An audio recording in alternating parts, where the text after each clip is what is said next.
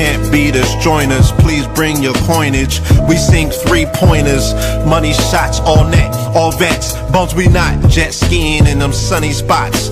With women edible like gummy drops. Dummy stop, dummy stop. No weapon form can intercept a storm. Once my intellect is on, I'm projecting on magnetic fields and interact with blacks with athletic bills.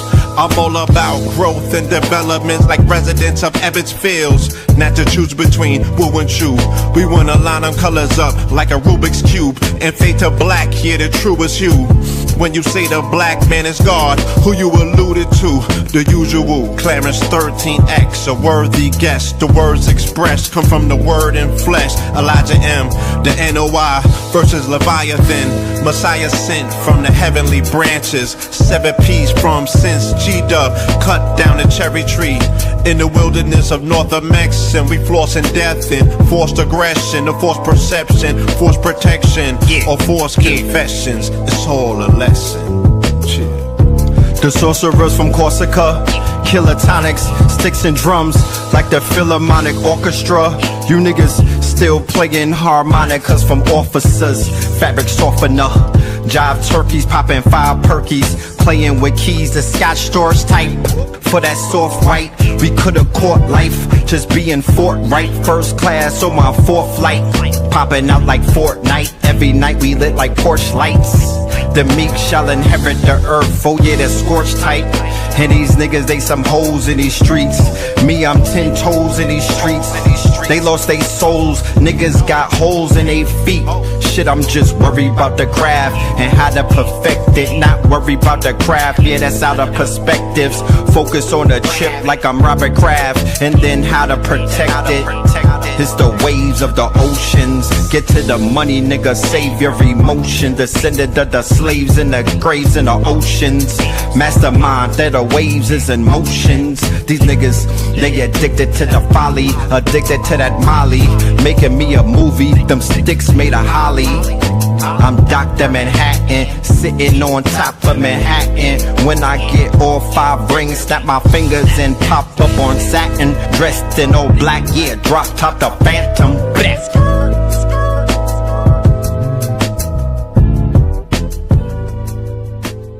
Crumb TV.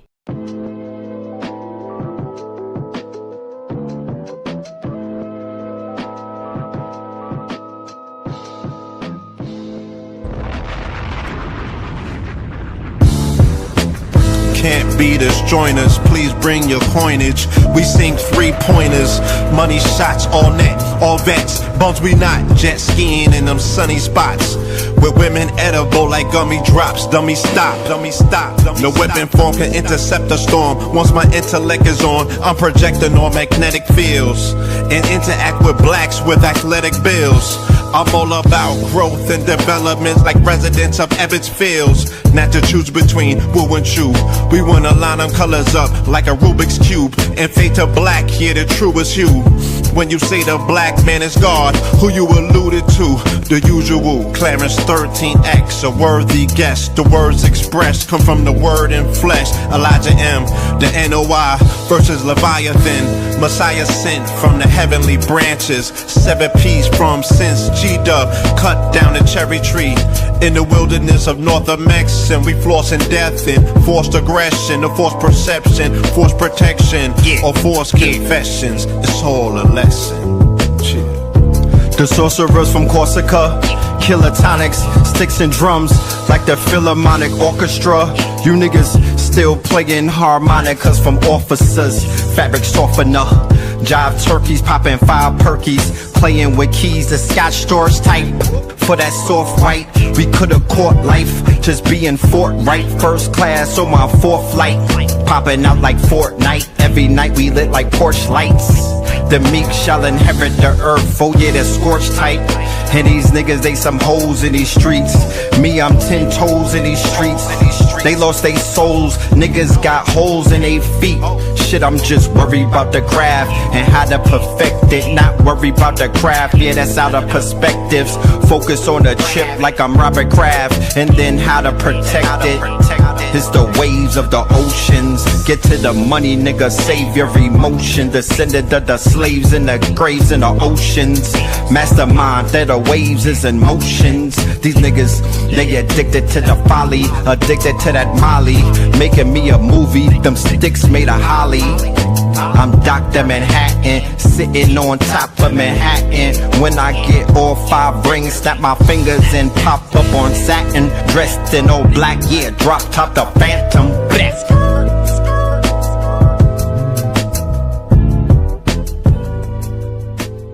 Crumb TV.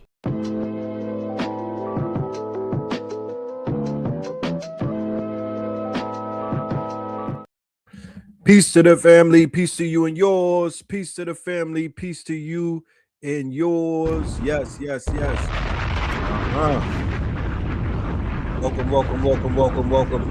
Welcome to another episode of Third Eye Thursdays. You are now rocking with the best. Yes, this is your host for the evening, Brother Red Pillar, reporting live and direct. How y'all doing out there in the building and whatnot on this good Thursday? I got one more day for this strong before it gets wrapped up and whatnot. How y'all doing on this good Thursday and whatnot? I hope everybody is in good alignment. I hope everybody is in good mental health, good spiritual health, you know, all of the things that are essential. You feel me? Shout out to everybody in the building. All right. Let's go ahead and do roll call. Let's see who's in the building, and then let's get to the show and whatnot. All right. Let's get to the show. All right. We got Iowa. Okay. Shout out to Iowa and whatnot. I've never been to Iowa, but shout out to Iowa in the building. Okay. Tucker and not Carlson. Okay. Shout out to Tucker. Charleston in the building. All right. Charleston in the Charlestown in the building. Columbus in the building. Gainesville. We got Dallas, Texas, Detroit, Tough London, Gulfport, Mississippi, Peoria, Illinois in our building. We got Maiden, North Carolina. We got East New York and Cleveland. What about Bangkok, Thailand? What about Chicago in the building? Kentucky up in this thing. New Jerusalem up in this biatch. All right. Shout out to New Jerusalem. Shout out to Griffin. Shout out to Cali. Shout out to Detroit. What up, though? Lafayette, Indiana. Another Iowa. Okay. The Iowa caucus. Lawrence in the building. New Bedford, Massachusetts. Baltimore. Gainesville. Bermuda. North Las Vegas, Tokyo is in the building. Arlington, Texas, Indiana, Sanford is in the building. We got Miami in the house. Dirty South, ATL, Oklahoma City, the Bay, yay. Netherlands, we got Galveston, we got Cali. Man, we deep up in this thing, man. Shout out to everybody in the building. How was y'all day?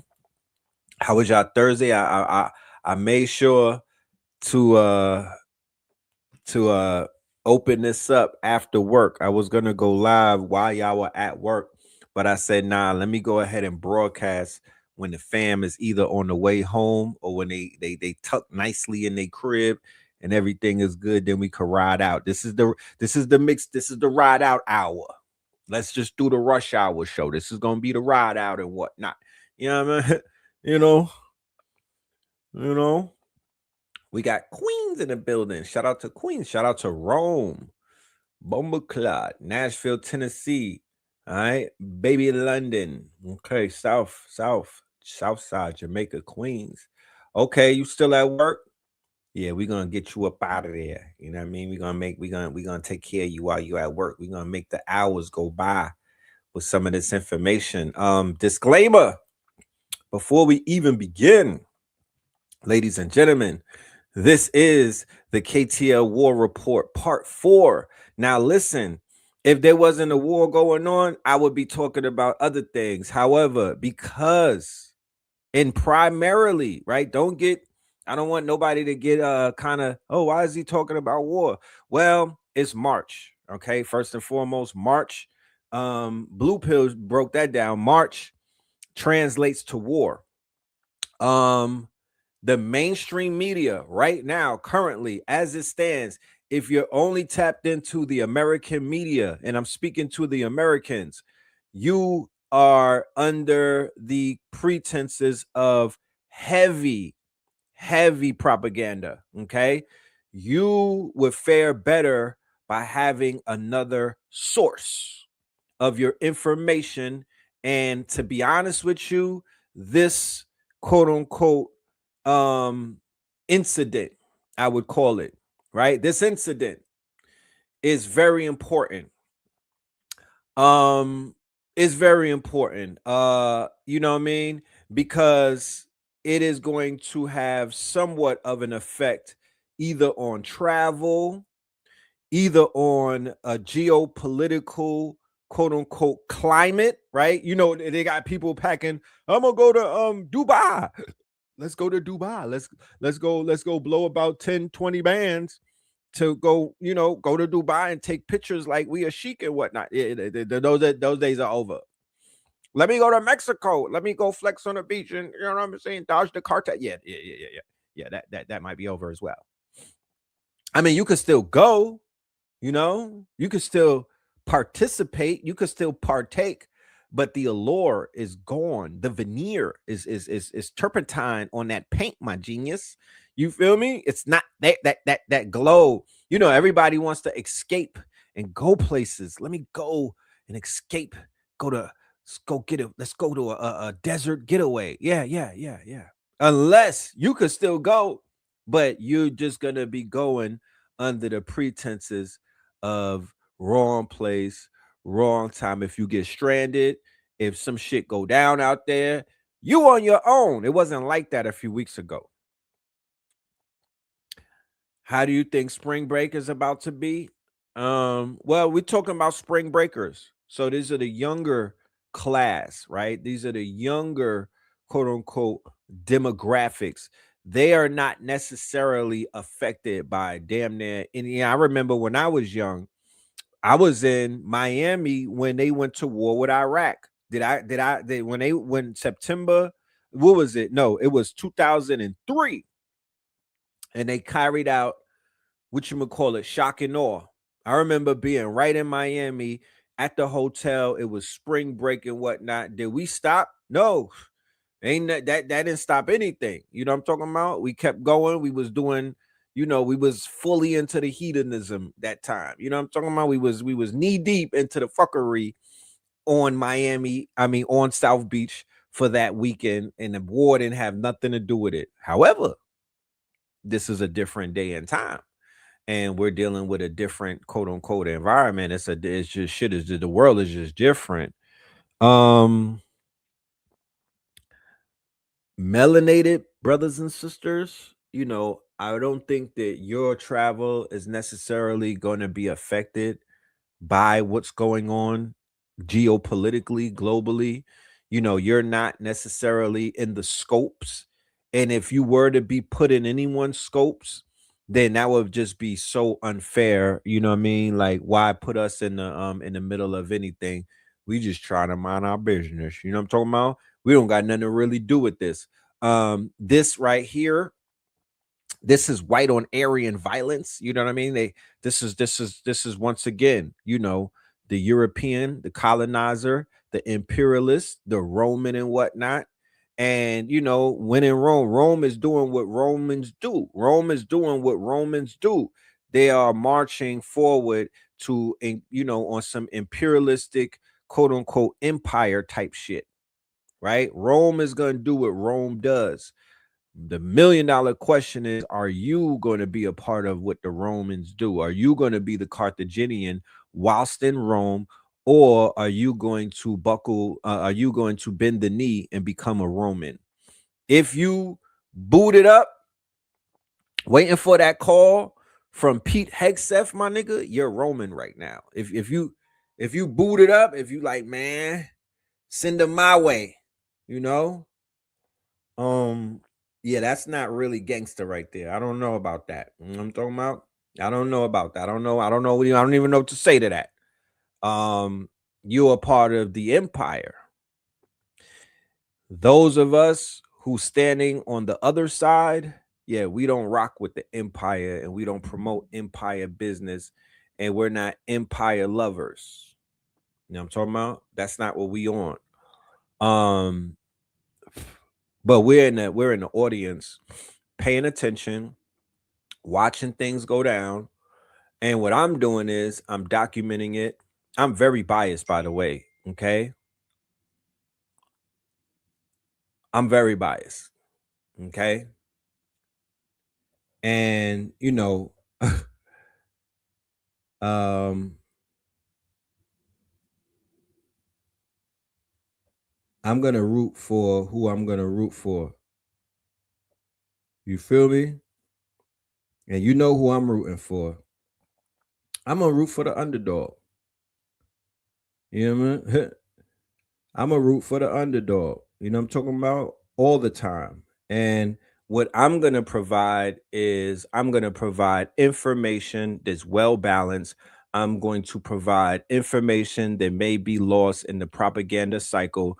I'm going to provide dissenting voices because if you just getting inundated by Fox 5 and all of this stupid shit, you need a balance.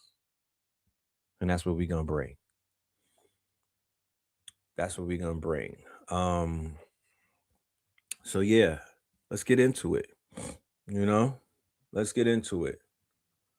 I'm gonna touch on some topics and then I'll get to the main topic. All right. One of the main stories that are dominating my timeline right now is this McDonald's shit. Now, check this out. I haven't eaten McDonald's in a very long time. Everybody knows that McDonald's is a crocker-ish. Everybody knows the McDonald's, even the quality. When I did eat the McDonald's a while ago, the food that I was eating tastes nothing like the food of today. You know what I'm talking about? I snuck a bite of my son's burger one day and almost threw up. The shit was horrible. I'm like, my nigga, you'll never even experience the Big Mac the way that we experienced it. This not even meat right here. So once again, right in alignment with this whole Epstein thing, right? About, the possibilities of them getting rid of their the possibilities of people showing up in the food supply. They put the McDonald's and the fast food burgers to the test, and it came to find out that the majority of these fast food meals have human DNA, and I believe it was excrement, DNA, and maybe horse DNA. I think it was horse, right? So then on top of that, there's a video going viral of the CEO of McDonald's. He don't even want to eat his shit, bro. He won't even. This is the most Poindexter looking CEO in the history of the internet, and he wouldn't even eat his own burger, man. So check this out.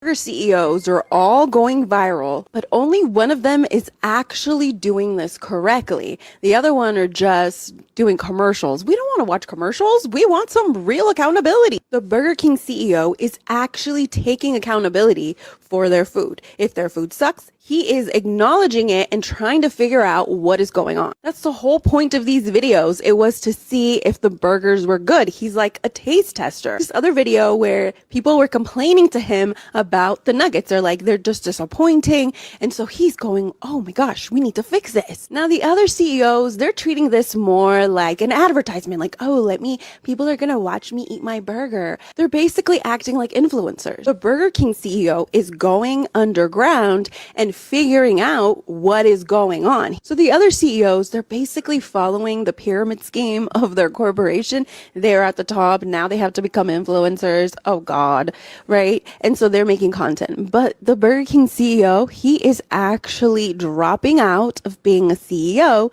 and going into the roots of his company, trying to figure out what is going on. Is the food good? Is it satisfying? It's kind of like undercover. It's bullshit, sis. It's bullshit. It's window dressing. They know when they became CEO that this ain't real food.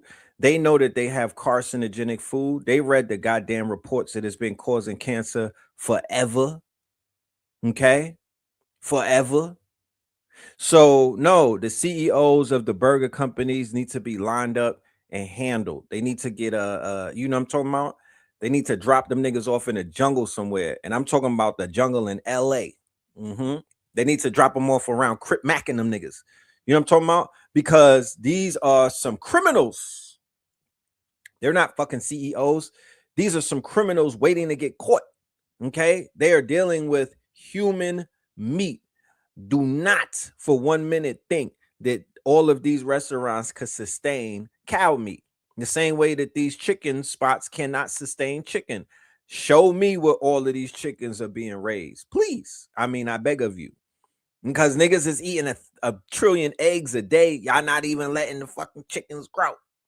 You know what I mean? Y'all not even letting the chickens grow. The dairy industry, you feel me? Eggs, milk, and all of that. The math ain't mathing. So in and this is my latest appeal to the health and the wellness of the family that's in the building. Once again, I'm not the healthiest eater. Pause. I am not getting up here acting like, you know what I'm saying? I'm the Sabi revival and whatnot. You know what I mean? I'm up in this bitch detoxing. You feel me? I'm up in this thing detoxing. All right, give me 1 minute, y'all.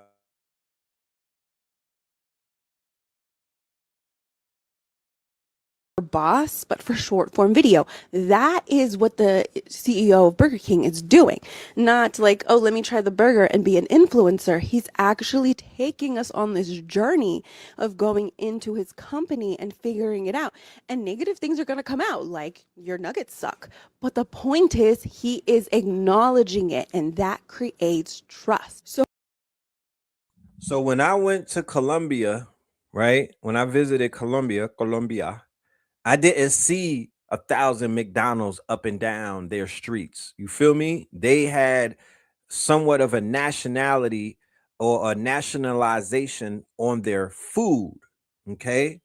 They definitely have somewhat of a nationalization. They're not letting these quote unquote murder king and all of these people in their country. How do we learn from this as creators or artists? Don't be an influencer of your brand. You're not just eating your burger, or you're not just connecting to your product and being like, oh, this thing is perfect. You're becoming an investigator of your brand. You're trying to see like, hey guys, this is really good, or we need to work on this. This is not that great. So you are showing the negatives and the positives of your company and your brand. You're showing how human you are and how human your brand is, not being robots, you know, just eating your burger. That's cute, you know, Twitter 2010 or whatever, but you're actually being an investigator. This strategy creates trust. Now, Yeah, she's dumbing out, bro. The fuck she talking about? Listen. And it's crazy. What do they eat in Colombia? Shoot, I saw a lot of they had more mom and pop type of things going on. They were eating the food that people were making. You know, it's not the healthiest. They had a lot of fruits. You feel me? They had a lot of fruits, a lot of vegetables.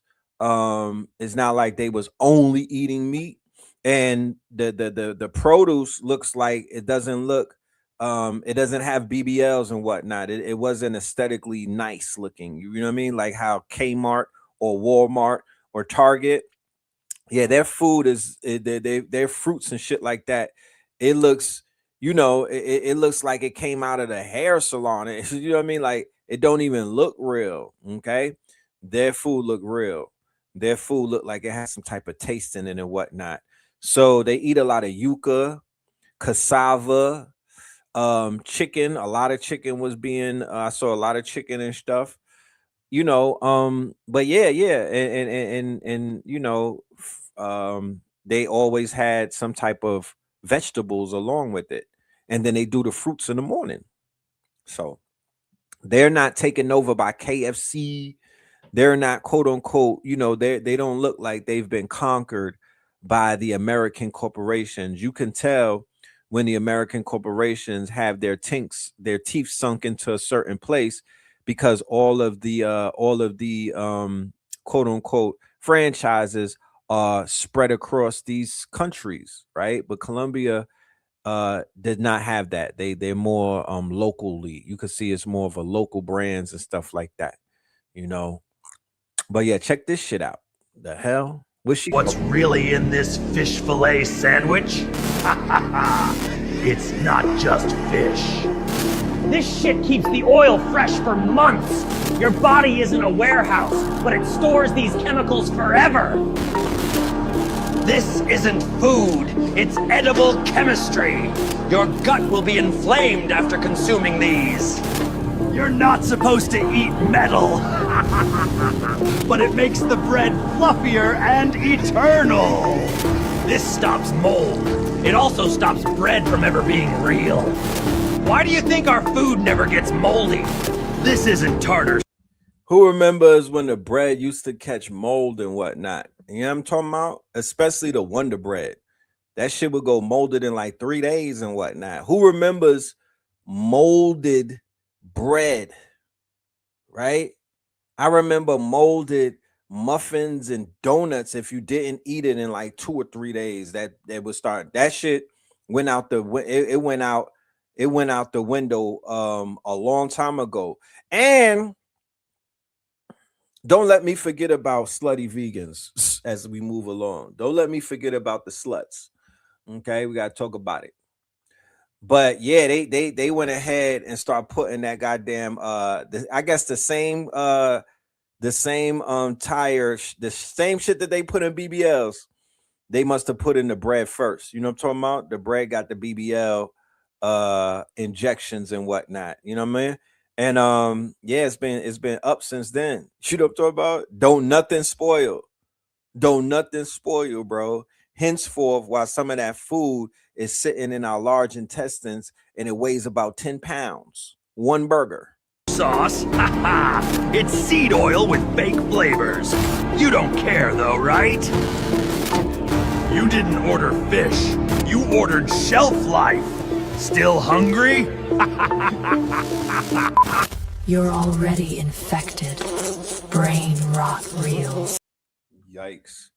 So slutty vegan, Pinky, right? Pinky, they went bankrupt. Okay.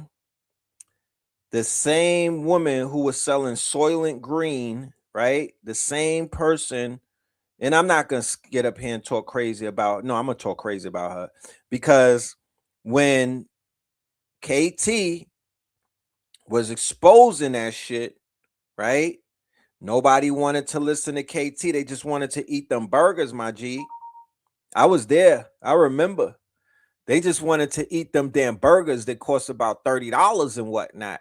And when niggas heard plant-based, they thought it was like a plant.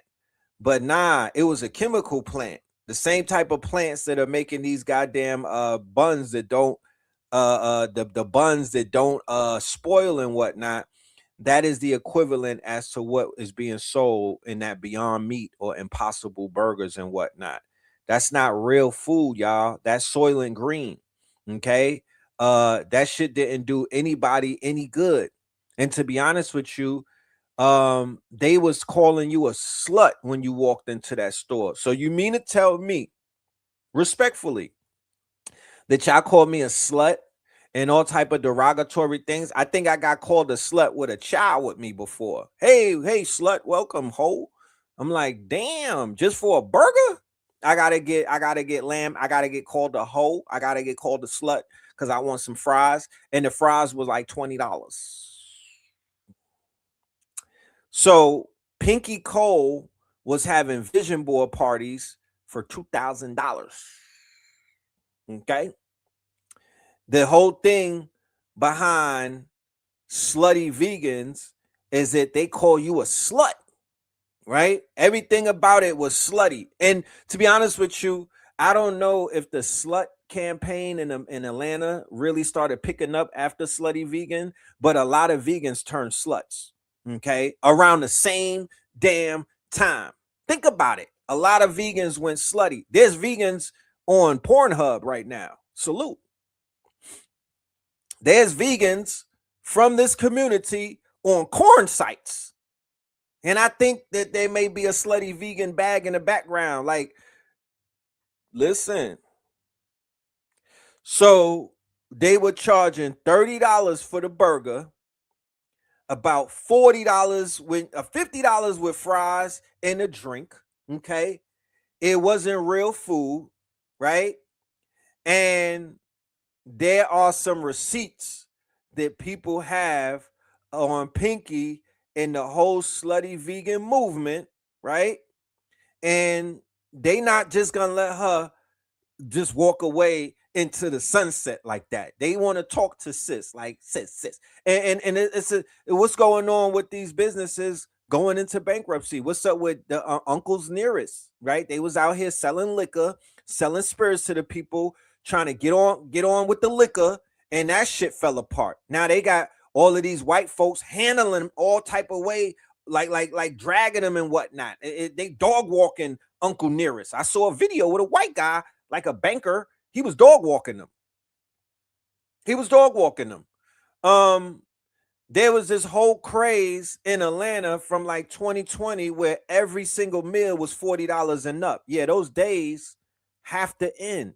And it ends with this fucking bankruptcy right here because she was the face of that shit. Okay?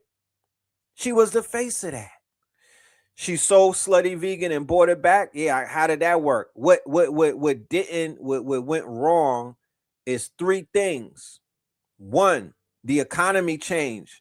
In 2020, that was the PPP money that they was throwing out on them damn $30 burgers and whatnot. Two, people started wisening up. They got AI instead of Google and whatnot. Now you can ask ChatGPT, hey, what's inside of this slutty vegan burger? Okay, or what the hell is what are these?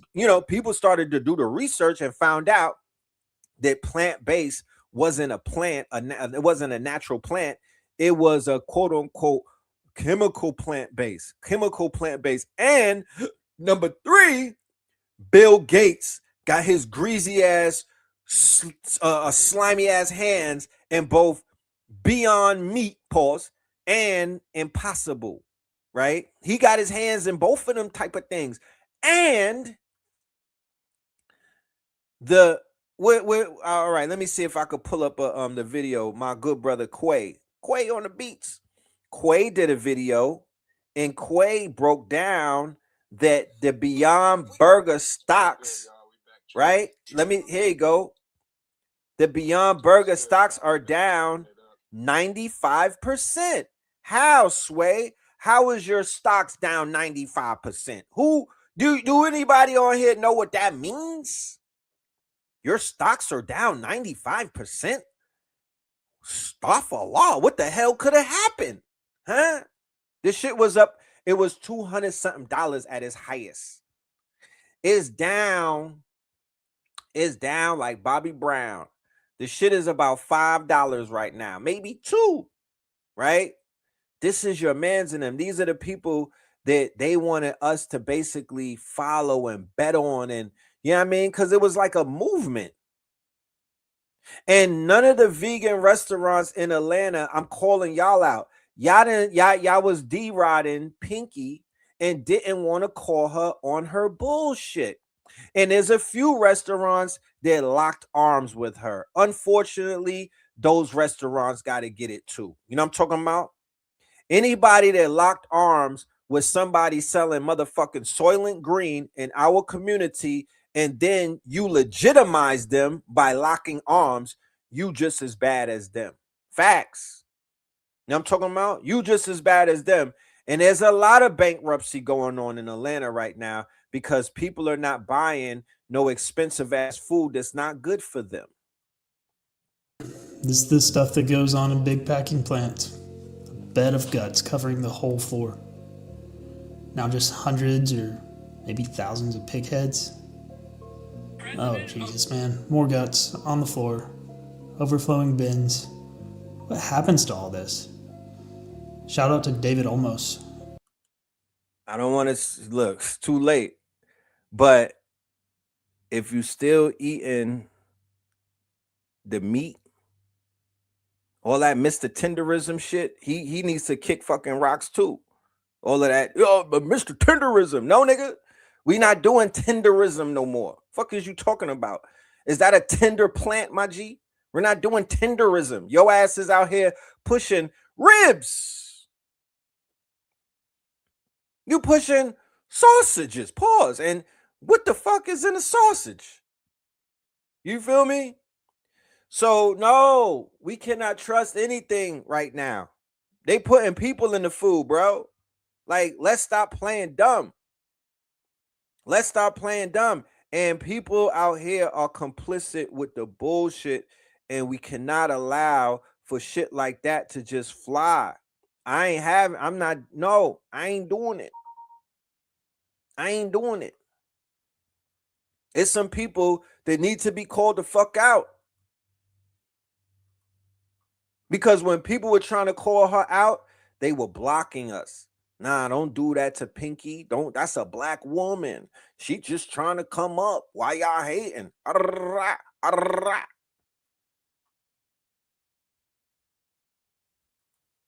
Let me pull this video up. My dude Quay. Quay's going in. He's breaking it down so we could. He's doing it more diplomatic. We back chopping it up, and I want to talk about some recent news that a lot of people have been talking about. I've been hearing a lot about everyone speaking on Pinky Cole and how she just filed for bankruptcy and everything like that. And I get how this is definitely a business move, good strategic. But to be honest, this video is not to bash Pinky Cole or not to speak negatively on her. This video is actually to speak on Beyond Meat and to bring some awareness to you guys, that I just came into the realization of. And that is that Beyond Meat stock has dropped 99% since 2021. Y'all heard that? 99% since 2021. And I'm going to put their stock on this video. Okay, somewhere right here. I had said 95%. The shit fell 99%. What are we talking about? Now, this is pretty crazy, okay? They're all-time high because, I actually like trade and I look at stocks pretty often. And when I saw this, I couldn't believe it. Their all-time high was $240. And right now, as of the recording of this video, their stock is at 79 cents. How do you go from multiple $100 stock to a penny stock in 5 years? That is crazy to me. Like, that's like a crypto rug pull. That's literally a crypto rug pull. Stocks are not supposed to do that. I get it. Stocks, they're still volatile, but they're not supposed to do that. Not in 5 years, So I'm just thinking, right?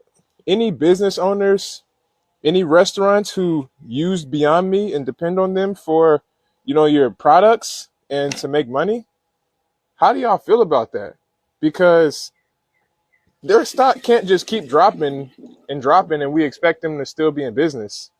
Like, what is it going to hit 50 cents in a few days and then what? Like, in my opinion, if I was a business owner and I use Beyond Meats for my products and I was really banking on them being in business, I would be concerned. I'll be very concerned about that.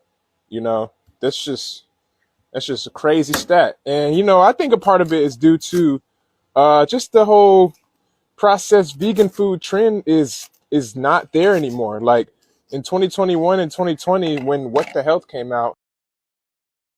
Processed vegan food, right? Now,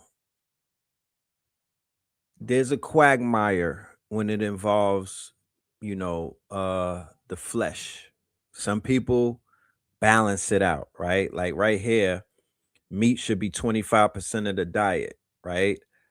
I'm not one of those people that say 100% and no meat. No. I'm not him. I'm not that person. I'm about balance, right? But I'm also about knowing if you're gonna eat something, you better eat something that's right?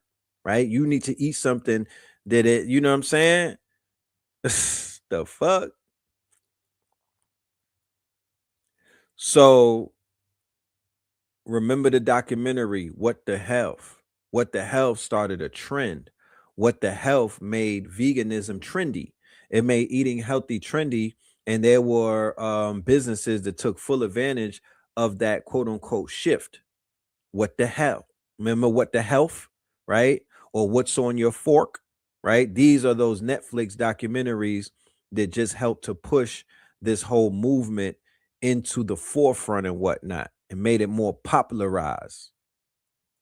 Everyone was so hyped to be vegan. You know, everybody was like, oh, I'm doing this. I'm saving the animals and the environment and all that stuff. And then, you know, Beyond Meat was like, yeah, we're here. We got y'all. And then, you know, you eating Beyond Meat for like a few months, going on a year. And you're like, why am I spending all this money on this processed burger that I could actually make myself with some black beans and some chickpeas and veggies? You know what I'm saying? Like it's convenient, and yeah, it has that meaty texture and all that stuff. But in this economy, the way this economy is going, the dollars just didn't make sense. You know what I'm saying? So like it's just really crazy to really. That's coconut that he's chopping. Somebody asked, what is he chopping? That's coconut. And he's putting it in his whatever this drink is that he's making and whatnot. But that's coconut water.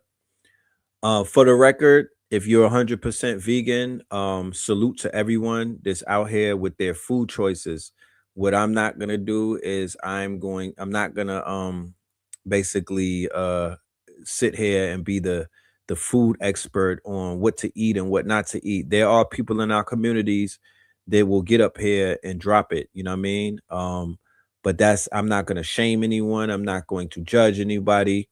But I will say beyond any reasonable doubt that everything is pointing to the fact that the meat is a no-go, right? Especially if you live in the United States of America. Now, if you live somewhere else where it may be a little bit different, I might understand that. But from the looks of things, processed food, these goddamn meats and whatnot, yeah, that's a no-go.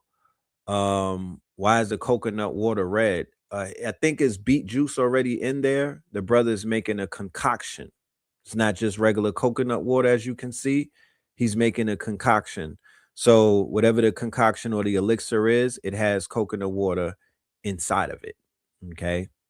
See it. Like Yeah, I he knew making the trend coconut was fading, Kool-Aid. you know, and we've all seen it, you know, even with the like literally a lot of these vegan restaurants are getting it hard, including not just Slutty Vegan. Other restaurants are getting hard because, you know, the vegan trend is not as popular as it once was, you know? Like I talk to business owners like all the time about that, and they're like, yeah, that Slutty Vegan wave kind of died out. And the good thing about that wave is that in the moment, it lifted a lot of businesses up with it. And I do like that about Pinky Cole. On her come up, she was bringing a lot of people with her, you know? She was promoting their brands. She was having people send PO stuff to her PO box. She was wearing it. Like that stuff is really dope. And I definitely respect that, you know? But like, man, the craving of the fast food vegan and just that whole I'm just trying to eat vegan, where to eat vegan, like that, it's like it's just not really there, right, as it used to be. But what I am seeing grow is the businesses who don't use soy, who don't use, you know, processed meats, who make their stuff in-house. They are blowing up. Their products they are like constantly busy. And I'll throw some examples out there. We got RHW, Royal Health World. Their stuff is going crazy. They make all their meats in-house, their cheeses. We got Plant-Based Zoe. They got a fire burger they make in-house. They have a voodoo and a shrimp burger, fire. And then we got Purely Plant, okay? They have a falafel burger along with an amazing menu, all right? You know what I'm saying? Amazing menu. But falafel burger, everybody done had falafels before.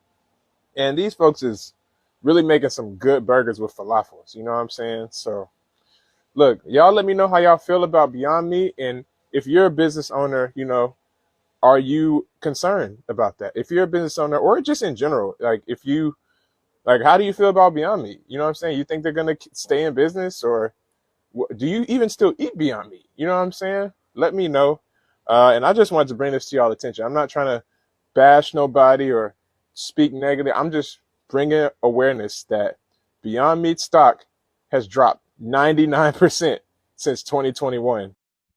Shout out to Blue Pill and the Farmy. I'm gonna have him on very soon so he could bring his he has a whole program for growing food and whatnot. Let me see if I could pull up something, one clip or something where Blue is demonstrating what he's doing and whatnot, because this is very important. You know what I mean? He even convinced me to start getting more serious about growing food in my house, and also the solutions that I could create, you know, with the you know what I mean, with basically turning my house, my spot into some type of instead of a food desert, turning into a food factory, right? So I'm gonna bring him on so he could break it down.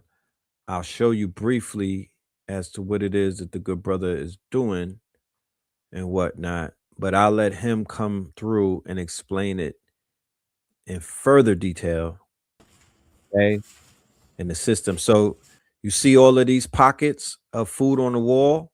You see you see the green thing on the wall. Each one of these pockets is growing some type of food, right?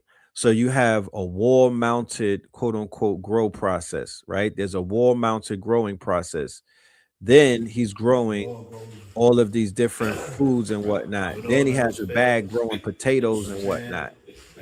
And he's growing mushrooms. Potatoes. Right? So these are potato bags. You feel me? I had a potato in the cupboard. It was growing vine on it, growing its root. So I'm looking for those potatoes. I took that potato and I put it right in dirt because that potato is going to yield me 15 to 20 more potatoes. I put 3 of them in there, matter of fact. So this whole bag, and give or take a few months, is going to be full. Right. Store them. You know what I mean? So this is how you operate in the capacity of how Joseph did in Kemet when he was creating a storehouse. Right. Farming surplus. Farming surplus. Did something. Like I said, I'm gonna bring him on. He's gonna break it down. Administration and left out to dry. We're speaking about what can we do with $40 billion instead of Argentina. We're speaking about there's people in this country that are starving, but why? When we can sow and we can reap and we can harvest and be the biggest producing food production. If they say that we don't make nothing up, if they say that we don't manufacture anything in America, but we have all of this farmland, and we have all of this foundational land here in this country, and we have all of this foundational land amongst us as networks, but we don't know what to do with it. Right out, small towns, big towns, all around. Yeah, tap in with Blue. He has a whole kit that they put together on how they could come to your house or they could come to your city and show everybody basically how to set this up, because this is, you know, this is it right here, right? So as you can see, this right here is like a black cube. It looks like a Saturn cube. It's a huge black cube that he has in his basement and whatnot, right? So inside of this cube, okay, he's growing mushrooms. Our first client, a young lady named Jessica, she just started Friday. So this is a week. Yesterday she. This is our. So inside of it, as you can see, they're inoculating the shrooms. All white bricks. These are lion's mane. Okay, let's not don't call the people on him. This is lion's mane. These are all legal shrooms. So this would be racks and racks and racks. Oh, okay. We'll be growing 80 bags per. So he just started that, and that is what we're going to be talking about. We're going to bring him on, and we're going to let him, bring the solutions, because the solutions are very important, right?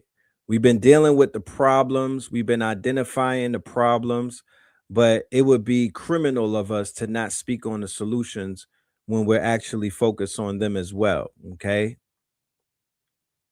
It would be wrong for us to just gloss over the fact that we are actually growing food and we figured out some things and whatnot.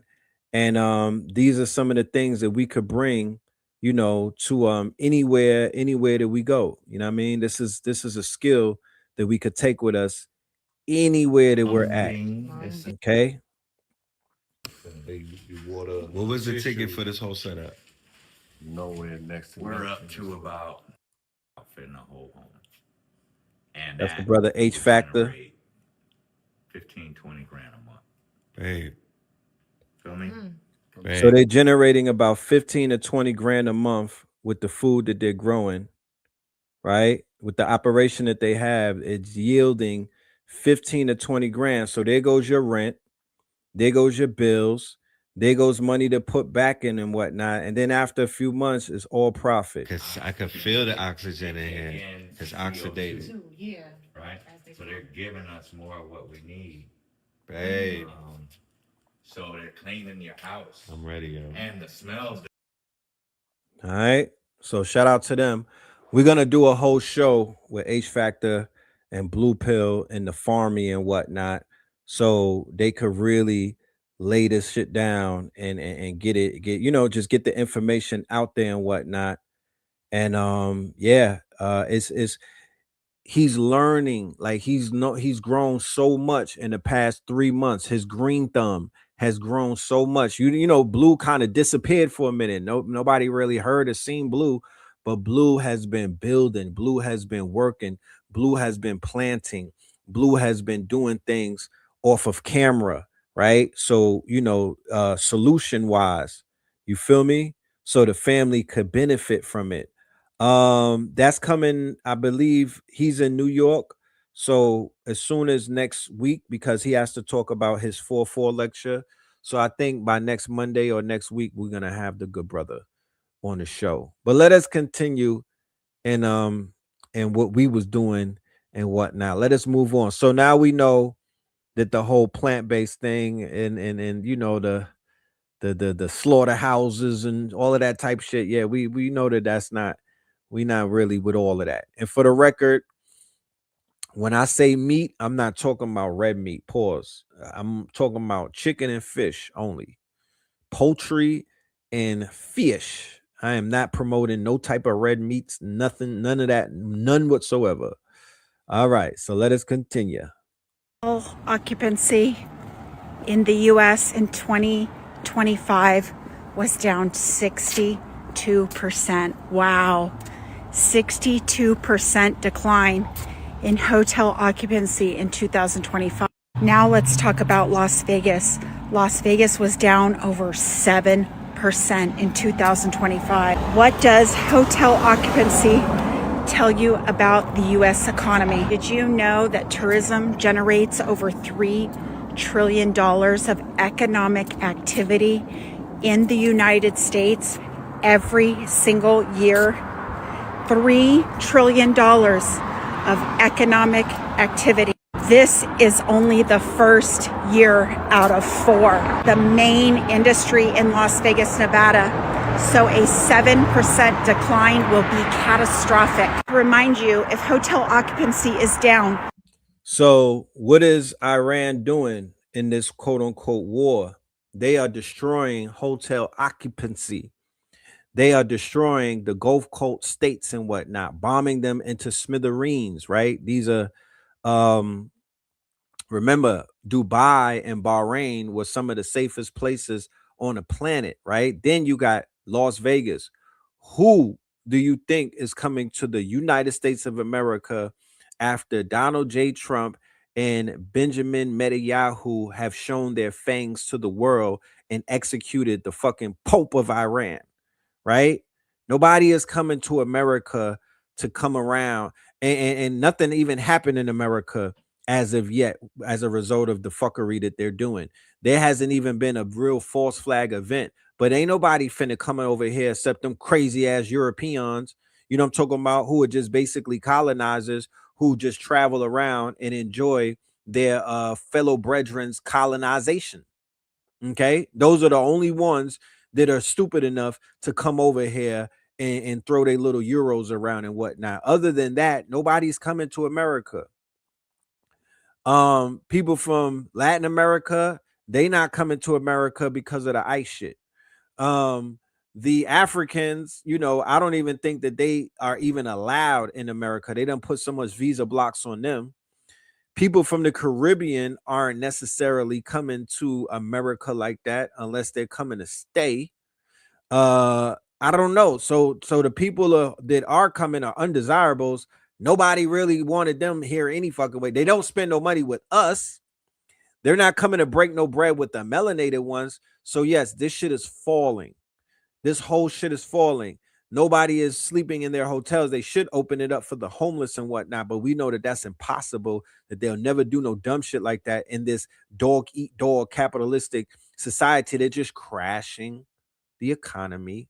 They're just crashing the real estate. They just want to like Dr. Valentine said, they want to reforest some of these lands because they would rather grow food, right? They would rather grow food than to deal with the quote unquote the rent and all of this other stupid shit that they've been dealing with and whatnot. And there's a water crisis coming. The fucking data centers, right? The data centers need to go. I'm all for making cat videos with the AI, and I'm using Claude Cowork and all of that. I got the Claude bot right here set up. I got another computer with the Claude bot. I got 100 agents working for me. But I'll give all of that shit up if they never build one data center. Okay? If they never build one, that data center shit, that wasn't a part of my agreement when I signed on for the AI shit. They didn't have a bunch of data centers. What they're trying to do with these data centers is criminal. You know what I mean? It makes no sense. It is an acceleration of their quote unquote destructive ways and whatnot. They are literally taking up mad water with this shit. You know what I mean? They're literally taking up mad water with these data centers, right? So not only that, but the shit going on over there with Iran, right? The Iran situation, they're going to squeeze the GCC out of water, right? Because the Straits of Hormuz, it imports water and food. Remember, these people are in the desert. These fake billionaires are in the desert. They don't got no water. They're in the desert with oil. Okay? They don't got no water. They're in the desert with oil. So they're about to get strangled for that water and whatnot. And things are gonna get real. Water's gonna get real expensive. I think even more so than oil. If you knew what was good, you would put that shit somewhere. I don't even know how you store water, because do you store water? Yeah. They bombing these they bombing the motherfucking desalination and whatnot. They're bombing all of their quote unquote, they're bombing the oil refineries, they're bombing the water refineries. You feel me? They're playing a game to whereas, you know, when they put a country under siege and whatnot, they're giving them niggas an embargo, the type of embargo that they put Cuba under, right? The type of embargo that Gaza is under, right? No food, no water, shit like that. They got to drink seawater. Okay? So yeah, hold on one minute. So will flight and airplanes. This is a huge recession indicator for the U.S. economy. Did you know we're being boycotted by the entire world? That is before the Israeli-Trump strike on Iran. We only had 1.4 GDP growth in the fourth quarter in the USA of 2025. The U.S. economy is in big trouble, and it is collapsing every single day. Hi, my name's Christina. I have a master's degree in business. If you felt that this was insightful and you want to know more about the economy, what's going on, drop a comment and follow for more.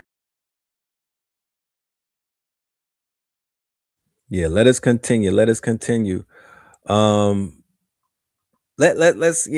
a little bit, because this is women's, today is March is Women's History Month. Yeah, let's get some mayonnaise in here. I know it's Women's History Month and we're going to get to the meat and potatoes of Women's History Month, but right now, today, right in this moment, I would like to talk about the myth of the good white woman. We're talking about womanhood under white supremacy, the creation of this fake mythical creature to not just control white women, but to weaponize them. And it's usually leveraging some portion of their virtue or sexuality or lack thereof, right? Because a good white woman should be quiet and she should stand by her man and she should never get a divorce and she should be going to church every Sunday and she should literally be an extension of the good white man. And I talked about this a little bit last 2 weeks ago. I don't know. Whenever Pam Bondi, time is fake. Whenever Pam Bondi first went in front of Congress, right? Because she is good white womaning. She thinks that she'll be able to get out of the trap she's set for herself by standing up for these men, for blatantly disregarding the violent crimes they've participated in, or literally blocking the public's understanding of them. But a big portion of this good white womanhood is being very sexy, but not sexual. It is a direct descendant of puritanical culture that comes from the Puritans, but also from white supremacy. We're going to be talking about this today, tomorrow, maybe Saturday. We're going to talk about it on Substack. We're going to dive into it because I've watched as generations of women before me have broken from their good white womanhood. And that is causing the Christian nationalists to freak the fuck out. Yeah. Women getting educated, women walking away from marriages that don't serve them, women choosing not to have children, women who are saying, hey. And to go back to what I've heard, many men have been accused of being, quote unquote, against women, and they don't like women because they're calling out the observations that our women, black women, melanated women, got caught up in the shit that white women was going through with their cavemen and whatnot, with their men who have through millennia, right, suppressed them. Okay. And they kind of, included our women, they hoodwinked our women. This is probably from a time where most of us on this call wasn't even alive. So we can't even relate as to what exactly happened. There's no point of reference, only like movies and whatnot. Melanated women, I don't know if the grandmothers or if the mothers even speak to our sisters and whatnot and tell them how the trap was set and tell them what actually was going on with black men and black women when these women were talking about suffrage, when these women were talking about with their men. And you got to remember, their husbands, the same men who were running the world, they were doing world wars and whatnot. They had power. They were having uncontested power and whatnot, and they still had a leash on their women. And for some reason, and somehow, in some way, they basically got our women to sign up with their struggle. Okay. And the shit has been upside down ever since. All right. It's been upside down ever since. And it was so subtle. And it was so social. It was such a socially engineered project. They did it through the TV and they did it through all of these different quote unquote avenues. But there was a humongous psyop that took place that has currently affecting us, because we talked about before the game of chess. And we spoke about the importance of the queen on the board and whatnot. However, we do know in the game of chess, when the king gets caught, is game over. But if your queen is compromised, then the king is always going to get caught in the game. Okay. So the queens have been compromised on this chessboard. So have the kings as well. The kings compromising came with cocaine. And before that, it was opium. And before that, it was that pimp culture. And before that, it was a little bit of, the numbers game and the shit like that in the 20s and whatnot. So a small, our men were being compromised by quote unquote, poverty. Okay, whatever we got to do to get out of poverty, we gonna do that. Whatever we got to do, if it's illegal, if it's the underworld shit, fuck, we gonna do that. We gonna get into it. We gonna run numbers. We gonna be policy bankers. We gonna do some gambling. We gonna do the prohibition. We gonna run the illegal liquor. You know what I mean? We gonna do all of that. We gonna get into some underworld type shit. And then that led to them being compromised because they became pimps. There's nothing lower than a man who sells women for sex, right? And then after that, they got into this drug dealing and whatnot. And the crack era made everybody a fucking drug dealer because prior to that, everybody wasn't a drug dealer. You won many chess games after the queen got captured, right? I like, once again, the queen being captured is what you're looking at right now. Your queen has been captured, fam. The queens have been captured on this. If you say this is chess, not checkers, well, my nigga, the queens have been captured. Let's talk about it. Like, the queens have been captured, bro. They're not playing on your side like that. They're captured. They're compromised. Okay?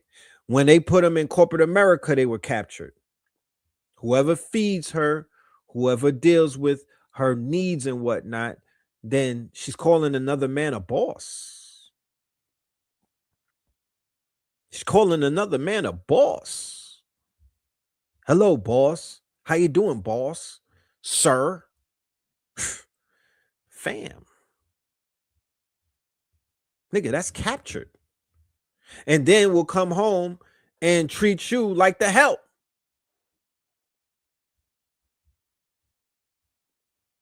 So, yes, that is changing. They got this whole thing going down called entrepreneurship. Remember, I told you, I didn't even know how to spell that years ago. That's a new thing. You know what I mean? We did the show the other day where we did the recap. We were all on the show on 363 Empire. And we were all, all of the people that were responsible for this conscious community thing. And I wanted to say it, but, I don't know if I said it or not, but when I was out there in 2005, it was frowned upon heavily by every single black person that I probably known. There was like 2 or 3 people that supported that, but it was severely frowned upon. You're doing what? You're selling clothes? For who? For yourself? Who does that? So all of that, we working on out. Y'all was not working. No, that entrepreneur wave didn't come until like 2020. So this whole wave is not even a new wave. This is a very brand new thing where our women have gotten up from underneath this Caucasian to whereas he could just tell her what to do and how to do it and whatnot. We still trying to get up from under that because it's still to the point where I don't feel like we've completely wrestled ourselves away from their grip. I still have fear, Mom. I still have fear that I could be with a woman, a melanated woman, and a white man could tell her what to do and she'll just do that shit. She won't even think twice. Like, that's still a fear that I have. You feel me? You don't know how debilitating that is if some shit like that goes down in front of your face where a white man tells a woman jump and she just fucking jumps. You feel me? It's crazy. But they have somewhat of a control. Henceforth, why I'm hammering away with these videos, why I'm hammering away with these indictments and whatnot, why I'm hammering away show by show, clip by clip to try to get our people off of Rome's tits. Romulus and Remus, those were the twin dogs that they depict Rome as, and they had a human being suckling on a wolf.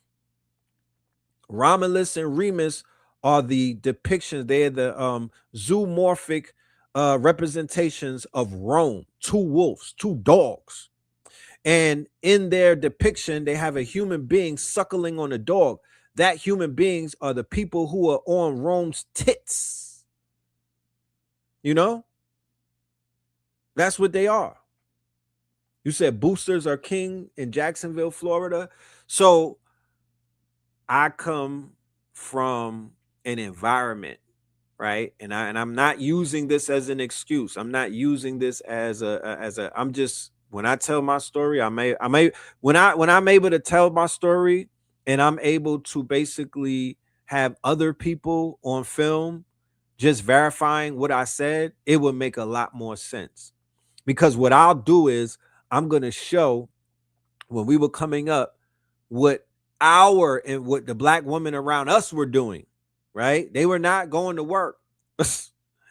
You know, they were not going to work, and they were not selling their bodies. Henceforth, why you don't see me up here in full support of shit like that, of night, because once again, in New York City, that was not a thing. That is a new thing in New York. We have to fix our minds around that concept. That was not a thing. That came from down south. Okay?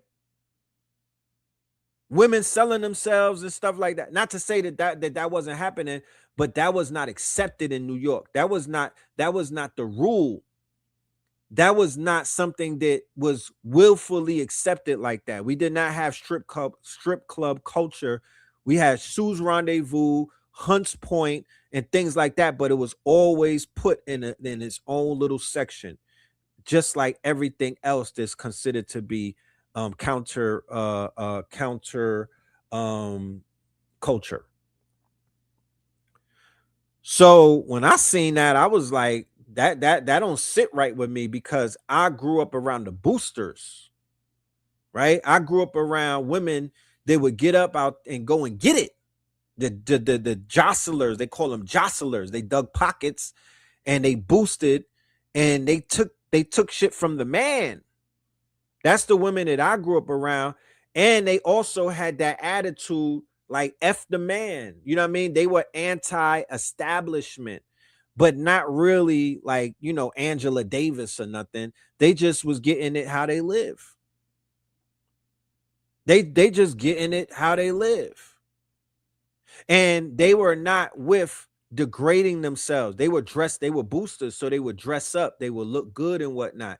They had the best cologne, the best perfumes, they had furs and whatnot. They was wearing diamonds and whatnot. They had the latest designer. Yeah, their choices of who they mated with or their men and whatnot. The underworld deals with the underworld. So they was dealing with the robbers. They was dealing with the drug dealers, the big willies and all of that. That whole world just eats off of each other. But inside of that world, back in those days, yeah, you had call girls. You might have escorts and whatnot. But that's not what the shit, they didn't lead with that. They didn't lead with that. The big willies and whatnot, they were not paying the women to have sex with them. Okay? That's not how that shit goes. So when I go out of town and I see that that's the culture, and I see that's how they moving and whatnot, and I see that that's the shit that everybody is co-signing, I'm like, that shit is whack. That shit is whack, bro. Like, that is the wackest shit I've ever saw in my life. You don't even know if the girl likes you, fam. You're just a dollar bill. You don't even know, like, you're paying them a single dollar to gas you up and lie to you. Where do they do that at? Like, where do they do that at, bro? Like, that is the most backward shit in my life. You're literally paying a woman a $1 so she could lie to you and tell you how much she likes you. She don't even fucking like you. This is just her job. She's just shaking tits and ass for a $1 bill. Okay. And they made that the culture down here.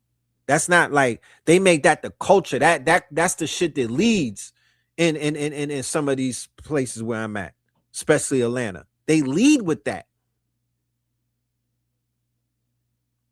So anywhere that don't have respect for their women like that, I'm not feeling that place. That place to me can't exist. That place to me can't stand up straight. That place to me is falling off every fucking day. Men be hoes too. Yeah, they got male prostitutes. Look, Atlanta is a completely whole state. The whole state is holed out. The men be touching toes. The men is with the men. The women is with the women. Like, this is some Sodom and Gomorrah shit out here, bro. And then there's good people in the middle just trying to raise their cities, and they just trying to raise their babies and whatnot, and they just trying to survive. Look, here's my and once again, I am not sitting up here like I'm holier than thou. I dated 3 women out of Magic City. I dated 3 different women out of Magic City throughout my years and whatnot. This was in the late 90s, in the early 2000s. It wasn't like I was dating the women when I got, reformed and whatnot after I got baptized, but those were not bad women. Those were not bad women. They just was in a bad situation. You know what I'm talking about? And the way that they saw life, right? And the way that they saw how they could take, the way that they saw how to monetize was very limited back then. You didn't have the ways that we can monetize now. You didn't have that back then. You say you converted some hoes to be conscious. That's what's up. It was pre-Freaknik. Nah, it wasn't pre-Freaknik. I came to Atlanta in 1997, right? And I was locked in. You know what I'm saying? I came out here on the run. I was locked in with my Brooklyn niggas, and we came through the underworld in Atlanta. We didn't come to Atlanta to go to Clark College or nothing. We came out here on the underworld side. So everywhere that we was moving, it was dealing with that type of energy. You know what I'm saying? Like, even when I was selling clothes, I wasn't selling clothes to to Atlanta housewives. I was selling clothes to strippers. I was selling clothes to hustlers. I was selling clothes to pimps. I was selling clothes to the underworld. But one thing about Atlanta is the underworld. Like, there's really not a lot of separation. They've done a good job of blending everything together. You know what I mean? So people might judge strippers, but they're just regular human beings like everybody else. You know what I mean?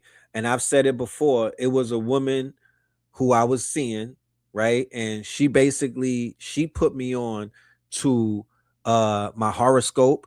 She put me on to the power of the Scorpio.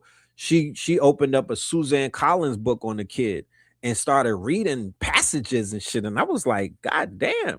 You know what I mean? Like, I'm judging. I'm not thinking that a woman like that, a lady of the night, is even gonna be on some shit like that. But I just had seen Erykah Badu, right, at the Tabernacle. So I was kind of like, leaning towards I was leaning towards women with wisdom and whatnot. I was leaning because back then they didn't even have the word consciousness. It wasn't even called conscious. It wasn't even called conscious. I don't even know what they were calling it. But I was into women that could teach me something. You feel me? Like, I was kind of drawn to stuff like that. So when she started dropping knowledge on me, and it wasn't even like a forceful type of thing, it was just haphazardly, like, hey, check this out. And she got my attention. You know what I'm talking about? She got my attention from that point on. Of course, I wanted to save her, but she ain't want to be saved. And it is what it is. You feel me? It is what it is. Those women got stories to tell. I would say that those women have, or each one of them, I'm sure, has stories to tell. But them stories are a mixture of trauma, drama, it's tragedy, right? But it's also redemption in that. Okay, it's also redemption in that. Women have attracting powers. Not only that, but women are magical, right? Henceforth, they call it Magic City. Them women is in there doing magic. Some of them are doing black magic, but they're doing magic though. They are activating something in the men that walk through those doors. Now, where people spend their money and how they spend their money, that's kind of like where I have issues with, because let me throw this up, right? Let me throw this thing up right here. Let's have this talk, right?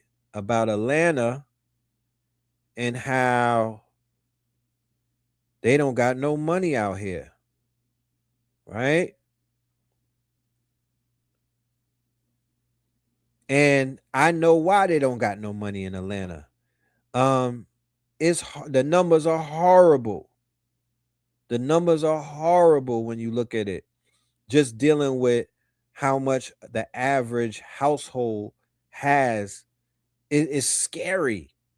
I promise you. I'm looking for the article right now. It's scary, right? The people in Atlanta have become consumers and buyers, right? But uneducated consumers, right? They didn't necessarily put their money in the right places. If you were to ask me, they did not take full advantage of the quote unquote real estate when it was very affordable. All of that excessive partying that they do out here is made is basically dried this whole fucking city up to the point where they don't have no savings. They don't have no savings. I'm looking for the article right now. Right? They don't have no savings and whatnot. They shot. They are shot out here. You know? And it's tragedy. It's a tragedy. Because this place has so much quote unquote potential. So much potential. You know, but they piss it all away and they trying to keep up with the quote unquote what they call them, the banana Atlanta housewives and all of that dumb shit. Like it's just man. I could say so much. I could say so much. Damn, where is that article? I'm gonna find that. I'm gonna find that screenshot and I'm gonna post it. But yeah. So when you don't put your money, when you don't invest your funds, it's all gonna come tumbling down. It's going to come back and bite you in the ass.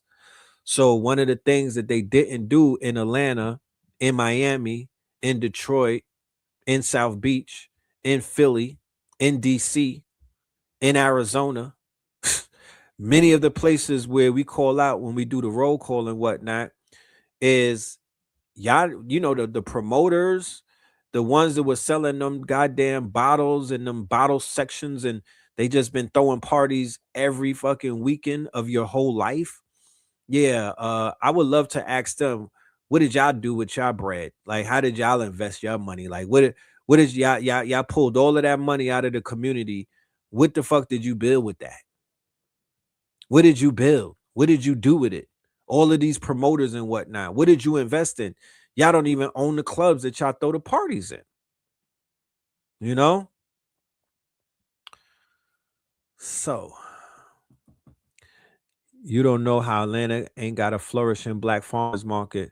They got a farmers market, and the Ethiopians kind of like are the face of it, but the Asians are owners of it. See how that works? They made the Ethiopians the face of the decal farmers market, but they don't own it. The Ethiopians don't own it. The Ethiopians basically got lucky, and whatever Ethiopians first started working there, they basically opened it up to all of the other Ethiopians, and then they become the face, the front face of it. But when you go in there, who's counting them receipts up? Who's in the back? The Asians. You know, the Asians. So Atlanta white masters make it impossible to own land, everything, but own something. I mean, look, they it's too much. It's too much. It was too much monetary power for them to stop anything. If Negroes would have got their shit together, they could have got anything done in Atlanta. They did not have their thing together. They were lollygagging. They were lollygagging, right? And them people came in there and swooped everything up and whatnot while niggas was in them clubs. They were lollygagging. Okay. But they do have the Europeans are on the outskirts. They do have handlers. They make no mistake about it. They are all, most majority of them are being handled either by evangelical Christians like Kenneth Copeland and all of them, the evangelicals, or you have rednecks running niggas, you know what I mean? Or you have the juice boxes. You know, it's different groups running shit, and behind the scenes, a lot of the boule dudes, a lot of the boules are connected to the bankers or that old money, you know, like Wall Street, shit like that. The 501c3 preacher dudes, they're connected to white masters on that end. The cartel is the ones who are running all of the drugs through Atlanta, so it's cartel business in here. You know, it's a lot of shit. There's layers to this. There's layers to it. But what I do know is that this shit is falling, and it's the black Mecca and all of that stupid shit. That is not, it's furthest from that. Please believe me, it's furthest from that. It's a bunch of melanated people with no guidance out here. I don't want to wear a skirt in the office. I want to wear pants. Yes, even little things like that, dressing the way you want to, being as loud as you want to, standing up for yourself and others. You are. They saw black women doing it. Please understand, they saw black women doing it and they wanted to do what black women did. So they started beefing with their men, and then they caught our women up in the motherfucking thing. They wanted to wear, they seen black women wearing pants. They seen black women dancing with their afros and whatnot. They seen black women having their way. And they started complaining to their men. These are white women that I'm speaking of. Breaking free of the good white woman trope. And I love that for us. So stick around. We're going to talk about it for a bit. And later today, I'm announcing a little bit of a giveaway. That's right. Hope you made it to this spot. And that's for everybody, not just for women. Yeah. That's why they destiny swap with y'all, right? And then got y'all on some, it's women only, it's ladies night and all of that dumb shit. Like that was not something that we was going through before. Man, how did y'all fall for that? How, Sway?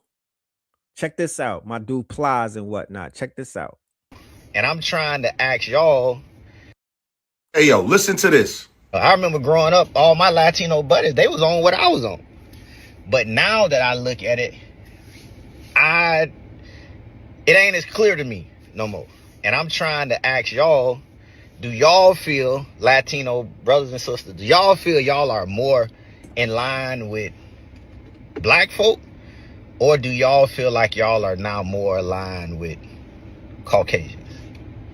You know, and I don't know if y'all feel like y'all more aligned with Caucasians, or if y'all inspired to be more like them than y'all do black folk. Like, I don't know. I'm fine with it either way. I'm just trying to get clarity on it, because it's not as clear to me now than it used to be. Like, I used to think we was in. So let's put it into perspective, right?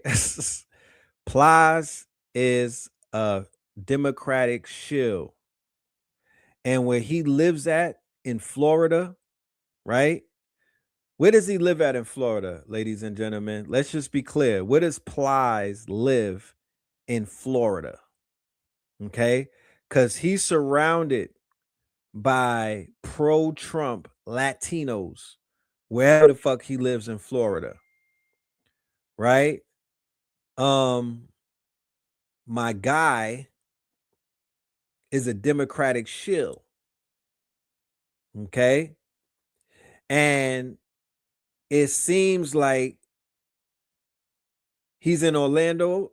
Is he in Orlando? it seems like, he's basically waking up to some shit that everybody been known. Once again, the mind of a rapper is very, it needs to be studied and whatnot. It needs to be studied and whatnot because people actually listen to this dude. Okay. He's in Fort Myers. Okay. It's in Sarasota, right? Is that near where's that shit that I went to before? Naples? Is that near Naples? Okay. What is the Latino population in Fort Myers, ladies and gentlemen? What is the Latino population in Fort Myers? Okay.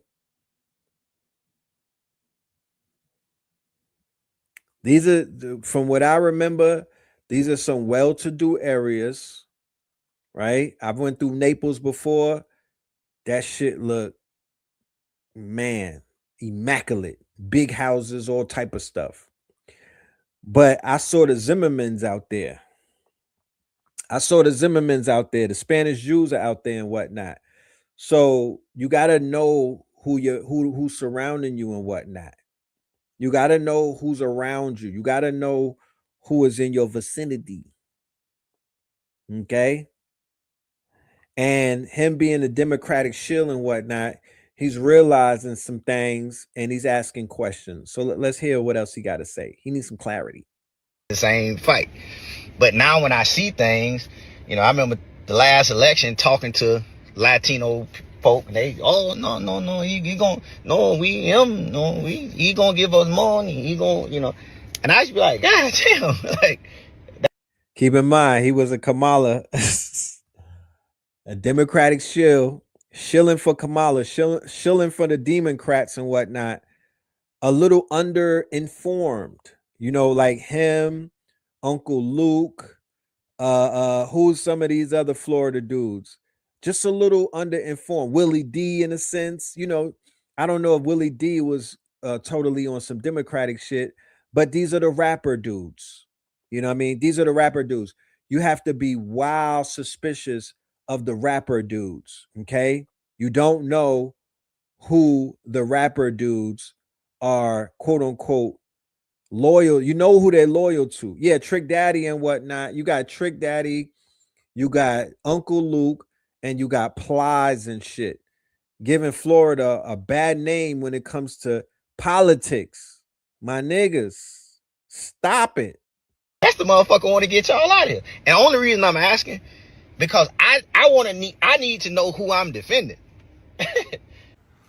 Like, I really don't understand what he mean. When was it ever the same fight? Where did you get that from? Like, yes, in New York, where I'm from, we grew up with a lot of Puerto Ricans and we went through the same struggles and we grew up and a lot of us was tight and close friends.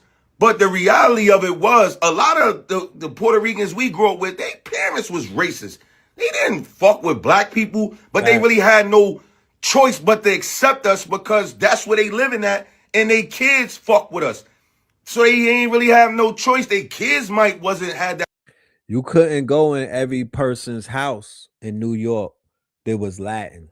Couldn't just come and eat with them and shit like that. You had to have a special pass, a Moreno pass, nigga. You know what I mean? I don't know how they was out here approving niggas, but every nigga couldn't go inside of a Spanish house and sit down and break bread with the abuelas in them. That racism shit, but a lot of their parents did, and I'm just keeping it a buck. You know what I'm saying? That was the reality. And then when you go in prison, in jail, where I don't think Plies ever been, and that's good, but when you clearly know it's always been racial tension. I could know somebody from the streets that's Puerto Rican and we be like this, but in jail, if it pop, he that's a fact. On that side. You know what I'm saying? And I'm on my side. Yeah, he might be like, yo, that's my man, yo, you know what I'm saying? And try to make sure nothing happened to me, but you really can't stop it. Especially like it with Mexicans and the feds. Them MS-13, they don't fuck with black people. They'll stab you in your fucking face. Like, they don't care about none of that shit. I done had my Mexican man, I'm not even supposed to be talking to you. I'm in violation. They really be on it. So, like in Cali, it's always been the separation. Dominicans, all of that. You asking this question, why? Because of Talarico? The Latinos voted for Talarico over Jasmine Crockett? What the fuck you thought? For one, what did you think they was going to do with all the racist comments she made? Saying shit like they got slave mentalities. Like, she said this. Listen. 2024 Vanity Fair profile. You talked about, quote, and I'm going to read a lot of the quote just to put it in the context, quote, all the complexities within the Latino community.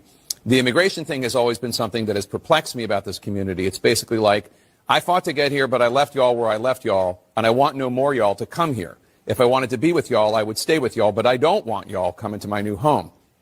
It almost reminds me of what people would talk about when they would talk about kind of like slave mentality and the hate that some slaves would have for themselves. It's almost like a slave mentality that they have. Now, about the time that that was published last year, around 1 million Latino voters in Texas were voting for Trump. Do they all have slave mentality? No, and that's not what that said at all, to be clear. It did not say that every Latino has that type of mentality. No, but Hey, Jazzy. Jazzy. Ain't work out for you this time around, huh, baby girl? They kicked your ass to the curb. You out there clapping cheeks for them Israelis and whatnot. Maybe they might take your ass in Tel Aviv and whatnot. Let's see. The ones that vote for people who believe in strong or Trump's immigration policies. So I don't believe that the people that voted for Trump believe in what they're actually getting. I can't believe Jake Tapper just read her exact quote word for word with no edits, and she still had the nerve to stare at the camera and say, I didn't say that, because she did say it. And that's not all she said. She also went on to say she believes Latinos associate illegals with criminals and cartels, and that it's almost like a slave mentality they have. She also said it's wild to her when she hears how anti-immigrant they are as immigrants, that she's talking about people who literally just got here and can barely vote that are having this kind of attitude. The words are right here. I think what happened is Jasmine Crockett actually said out loud what the Democrats really think of Hispanics. As long as they're voting their way, they're accepted. If not, then something must be wrong with them for having the audacity to think for themselves. But in reality, the real world is always, like I said, in prison, it's always been racial tension between Latinos and blacks. So where did you get this from? You getting this from your childhood, you being close with Latinos, just like I was close with Latinos, being raised. But like I said, the kids that was growing up with us, they didn't have a lot of that racism shit, but a lot of their parents did. And they. How many of y'all on the call right now? It's almost 1,000 of us. How many of y'all feel that the younger generation, the newer generation, who are more hip hop orientated, is going to leave the racism behind? And these are going to be our allies. Press 1 if that's how you feel, because I don't want nobody to not have a voice in terms of, you know, where the future may be headed and whatnot. Okay, I just want to know. I'm taking a toll. You know, because if you were to ask the younger ones, they'd be like, "Nah, papi, that's not me. You know, that's my abuela." And my people were, you know, they didn't like you guys. And you know what I'm saying? But, you know, you guys are cool with me. And I'm like, is that right? You know what I'm saying? Yeah. Okay. Is that correct? Is that how you really feel?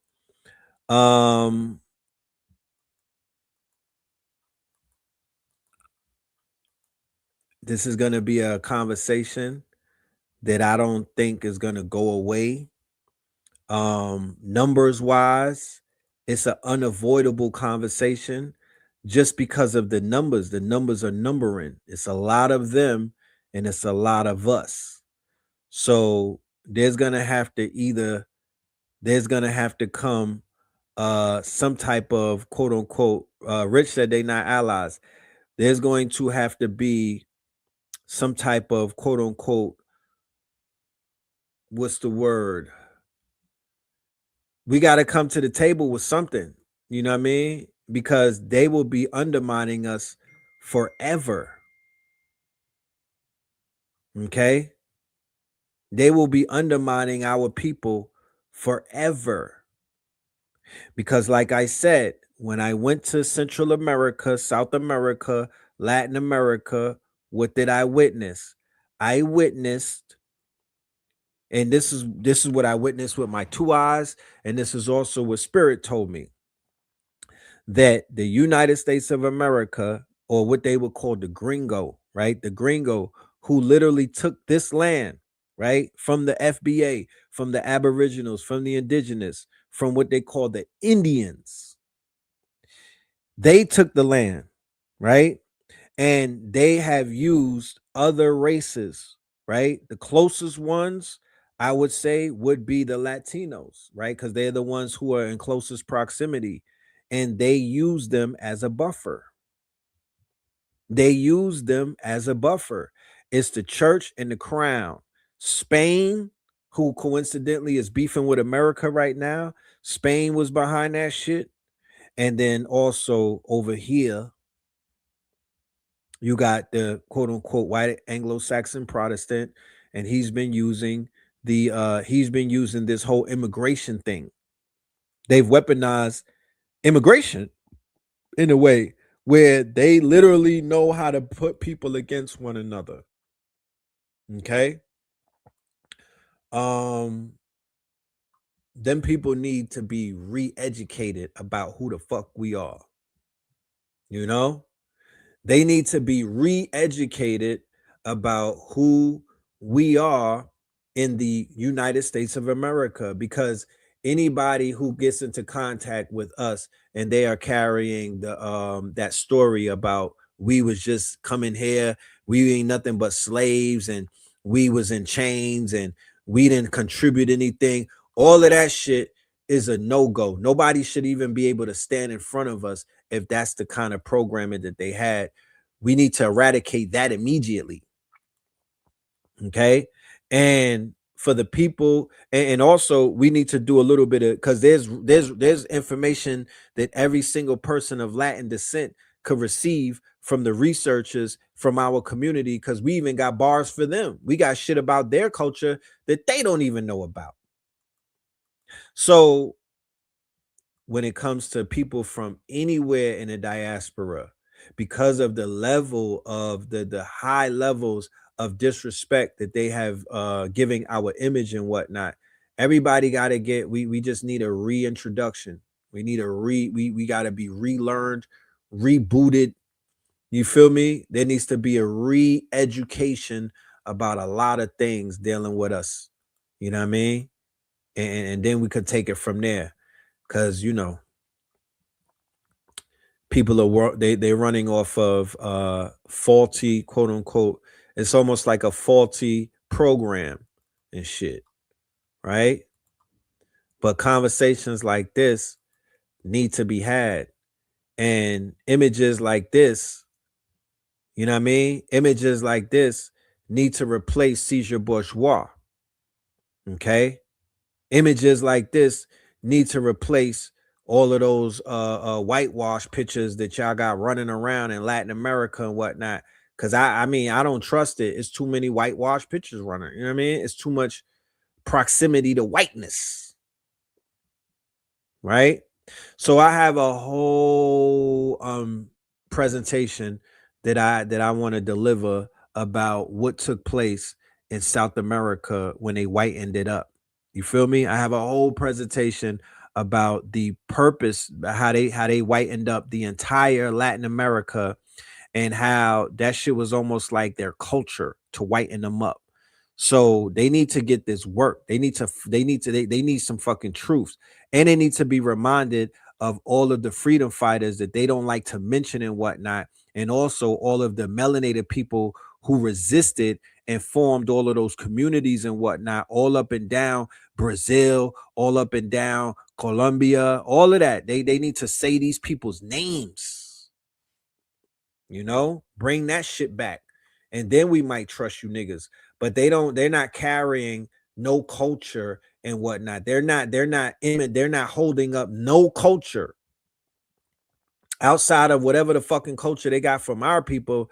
They're not to just what I don't, that's from what I see. They made a big deal about Bad Bunny climbing the fucking light pole, my nigga. That's how you know that niggas is in bad shape. They made a big thing about Bad Bunny climbing the light pole. Like that was supposed to, like, what the fuck does that mean? Like, oh, he was climbing the light pole. Huh.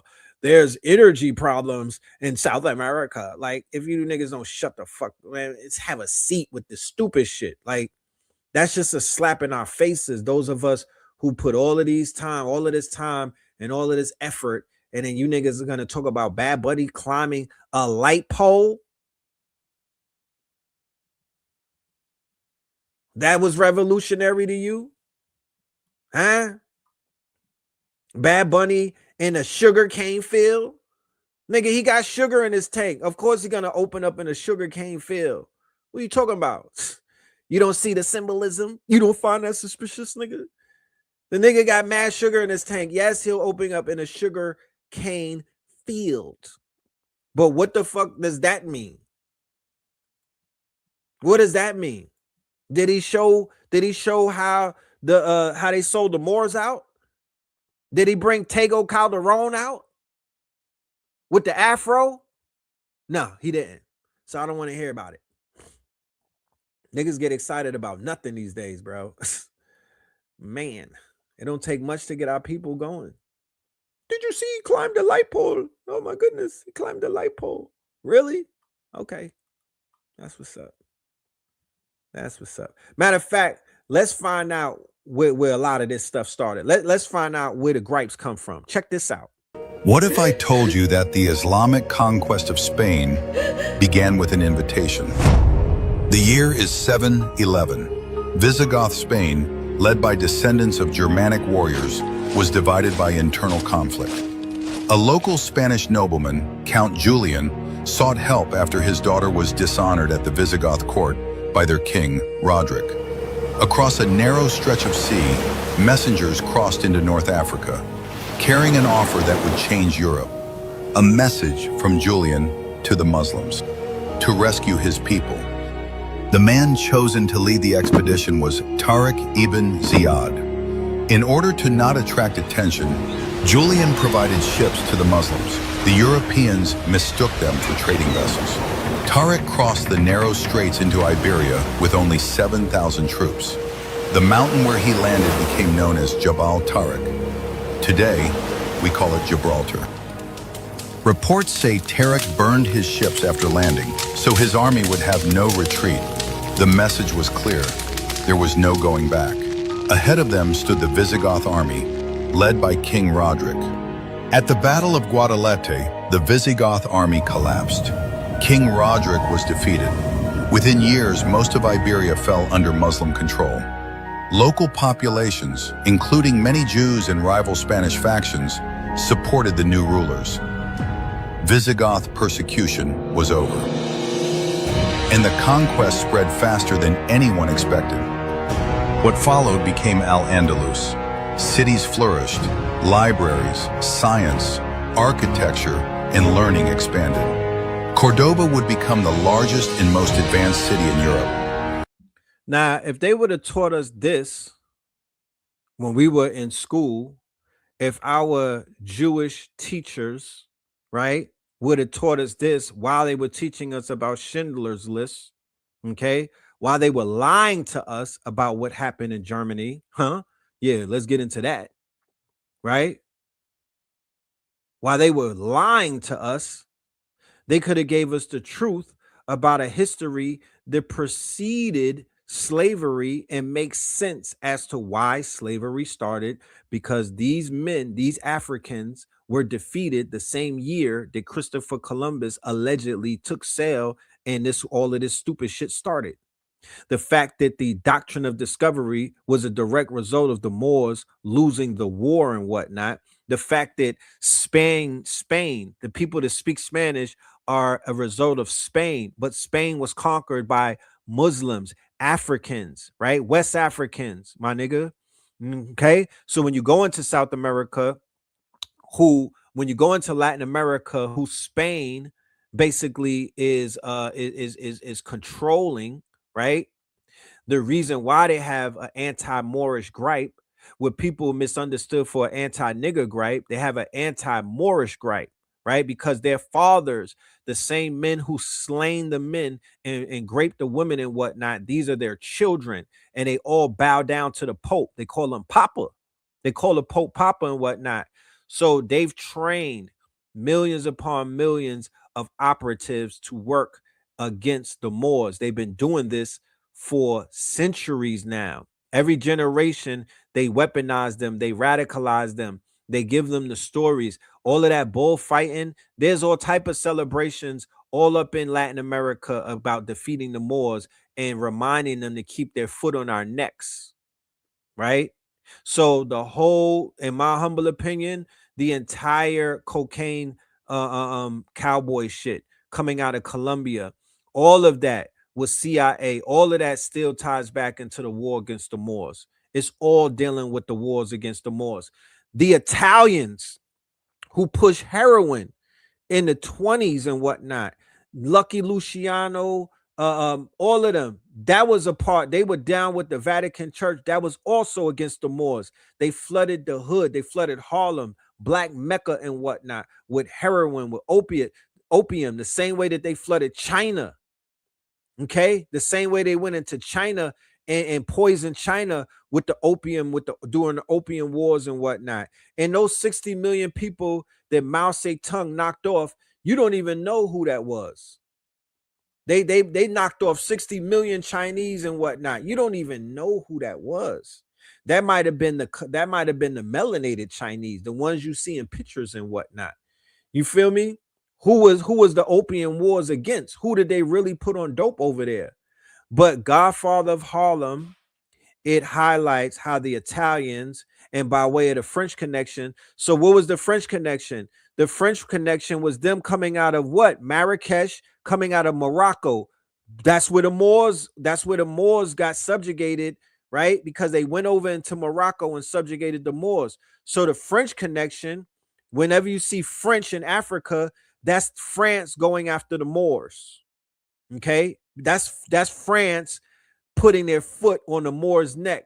When you see what's going on with the Portuguese in Brazil, that's the Portuguese going after the Moors in Brazil, putting their foot on their neck. They didn't bring all of those people over there. Them people was over there. Okay. Bumpy Johnson working for Queenie and whatnot. Queenie coming out of the Caribbean, Virgin Islands to be exact. She was the godmother, right? And she was running the numbers. She was running a bunch of shit in Harlem. She went to war against the Italians. That's where the movie Hoodlum and everything. So the Italians were working for the Vatican, and the Vatican is an aspect of the people that are going against the Moors. It's the crown and the church that went against us, right? So anywhere where the Vatican, anywhere where the Roman Catholics has set up shop, it's in poverty. The people are impoverished. They're impoverished. Women are prostitutes. Their children are being sex traded. Their human organ harvesting, human trafficking, drugs, poverty, dysfunction, illiteracy. And that was one of the edicts of the doctrine of discovery. Wherever they planted their flag, wherever they landed and whatnot, they got to keep the Moors underneath their boot forever until niggas rise up forever. That's why they got everybody. And then they have their conversos, the people that they converted, or the Moriscos, what they call the little Moors, right? They have them fighting against anybody who has the audacity to rise up.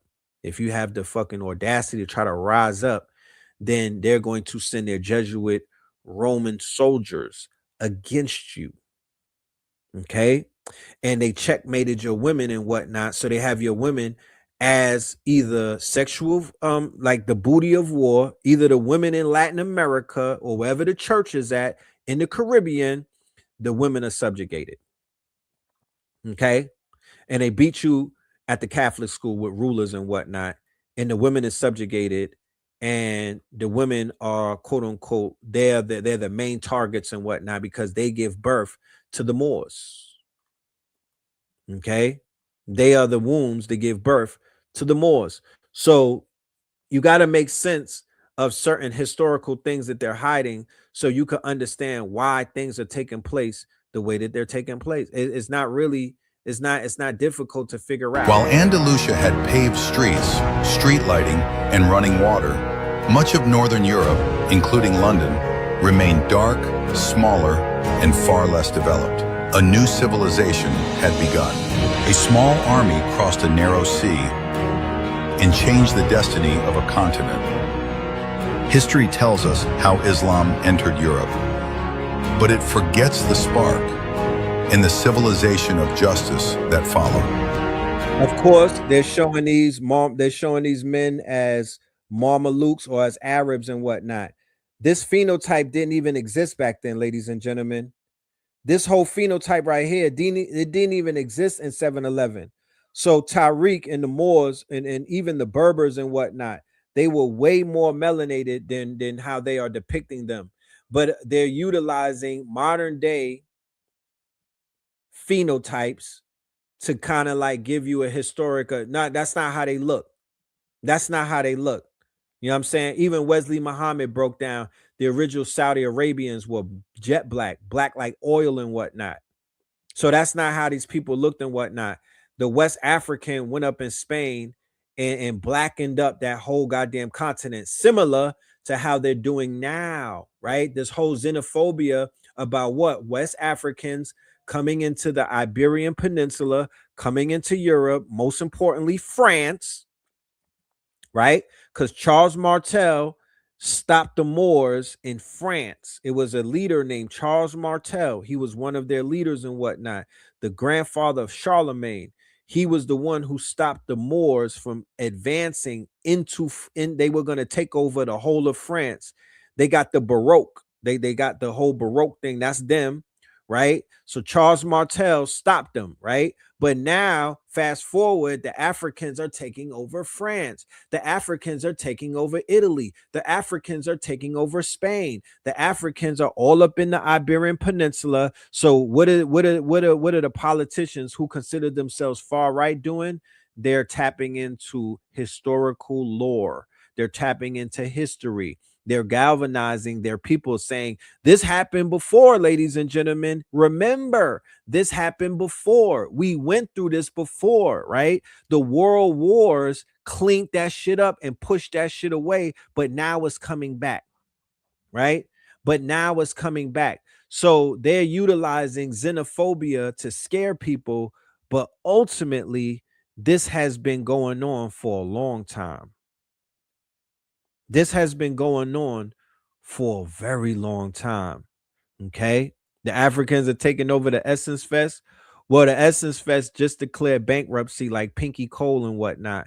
So the Africans that come to find out were stealing from the Invest Fest or the Essence Fest. They were actually stealing and whatnot. So their sun is about to set. It's going to change hands. Hopefully it don't go into the hands of no Caucasoids and whatnot. Hopefully it falls into Tyler Perry's hands. I'm just playing. Hopefully it falls in. I don't know whose hands it will fall into, but somebody needs to go ahead and do the Essence Fest the right way, because the Essence Fest it captured my heart when I went. I went in 2003. It captured my heart. I did not want to leave. This is before Katrina. I did not want to leave. I was in love with New Orleans during the Essence Fest. For real, for real. That they showed me something that I never really I saw black people of different pedigrees and stocks that I've never seen before. Never in my life. You know, there's just certain black where you from? I'm from Oklahoma. Oklahoma? This niggas in Oklahoma? I didn't know that back then. But these look like some different type of black folks. They didn't look stressed. They didn't look stressed. They look happy. They look healthy. They were like fit. You know what I mean? I was impressed. But let us continue with this history lesson about the Muslim shit. Let's go down the Muslim pipeline or the Muslim rabbit hole. If you are not Muslim, you are probably hearing these two words a lot right now, Shia and Sunni. And it's important to understand what they mean in relation to the geopolitical issues that are playing out right now. So in the Islamic faith, there are two main branches, Sunni and Shia. Sunnis make up majority of the Muslim population. They're about 85 to 90% of the Muslim population. Shias are the minority. They make up around 10 to 15% of the population in the Muslim world. Majority of the Shias live in Iran, Azerbaijan, Bahrain, Iraq, and Lebanon. Iran isn't just important to the Shia Muslims because it is the largest Shia nation, but because it holds multiple layers of historical, cultural, religious, and sometimes political significance. And so to the Shia Muslims, the Ayatollah is a senior, highly educated, and religious leader. And these are the main two that have been in power in Iran for the last 47 years. And when America talks about taking out, the Ayatollah, they're not explaining. I don't think that they're doing a good job explaining exactly who this man is and why they are going to be crashing out for him for the next 5 years, right? And I said it on a show before. I said it yesterday that he is the equivalent of somebody basically sending a jet and bombing the Vatican and not just taking out the Pope, but all of his people with him. Right? All of his people with him. That is the equivalent of what just took place on the 28th of February. So on February 28th, the United States and Israel killed the Ayatollah Ali Khamenei. And they didn't just kill a political figure. They murdered a spiritual leader to the Shia Muslims. And they didn't just kill him, they assassinated him alongside his family members. So he died a martyr. And in the Islamic faith, to die a martyr is the highest honor you can have. He died protecting his people. He died for the cause. And remember, we talked about martyrdom for years on this show, right? And everybody is just not built like that. But martyrdom, right? You know how Tupac says a coward dies 1,000 deaths.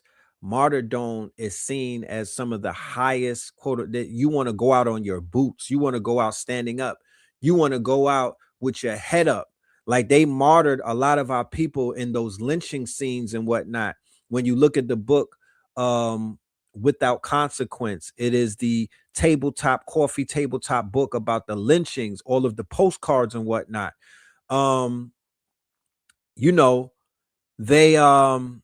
They have depictions and they have pictures of some of these men who had their heads up and was looking tough in the face. Like, fuck that. Do what you got to do.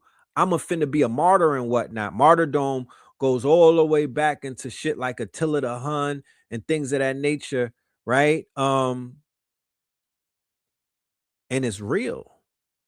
And if you go out as a martyr, you forever somebody could go, your nation could go to war with you. You're similar to a saint. You could be summoned and whatnot.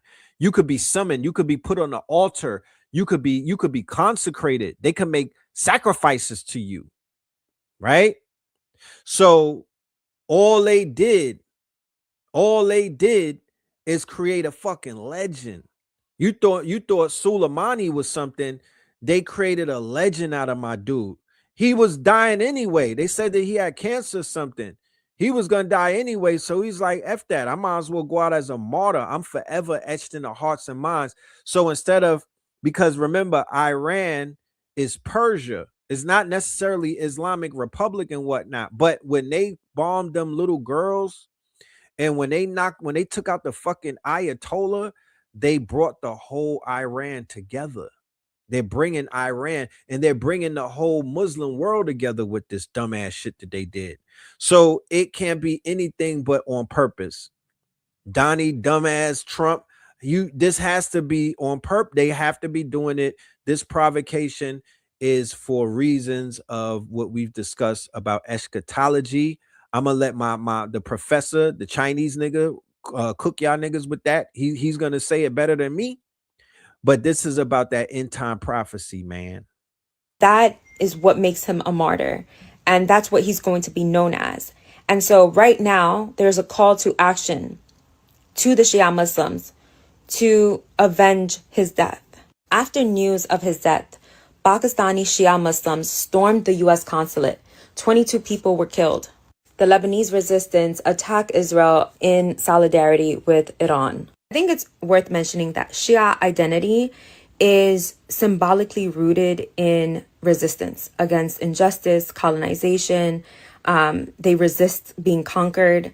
And that has a lot to do, dating back to the Battle of Karbala, but also their history of being persecuted, oftentimes by Sunni empires. There is so much more context to this, but I just wanted to put this information out there to give more understanding and clarity for what's to come in the next few weeks, but also to combat the narrative against Shia Muslims, which is basically that they are violent and oppressive and dangerous. This rhetoric is Western imperialist talking points, and you are low-key calling for the eradication of Shia Muslims. There are 200 million Shia Muslims that share this world with us, and to hear it come from people who are so-called Muslims or so-called leftists is unreal. Mm-hmm.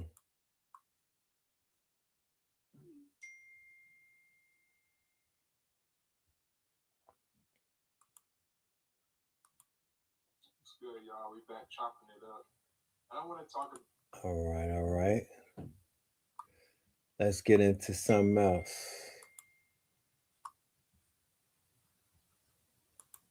Is the biggest single American atrocity since the Vietnam War. The massacre of 167 girls aged between 7 and 12 in their classrooms in an elementary school close to the Straits of Hormuz in an obscure and far-off part of Iran. For no reason that anyone can possibly fathom, all these children were massacred. All of them. Every single child in 5 of the classrooms was massacred. I know exactly why that happened. Iran burnt the effigy of Baal. Iran burnt the effigy of Baal, Moloch, right? They burnt it about 2 weeks ago. They burnt the effigy. Once they did that, it was on and popping. The massacre of the girls, those are all virgins, right? They massacred the virgins.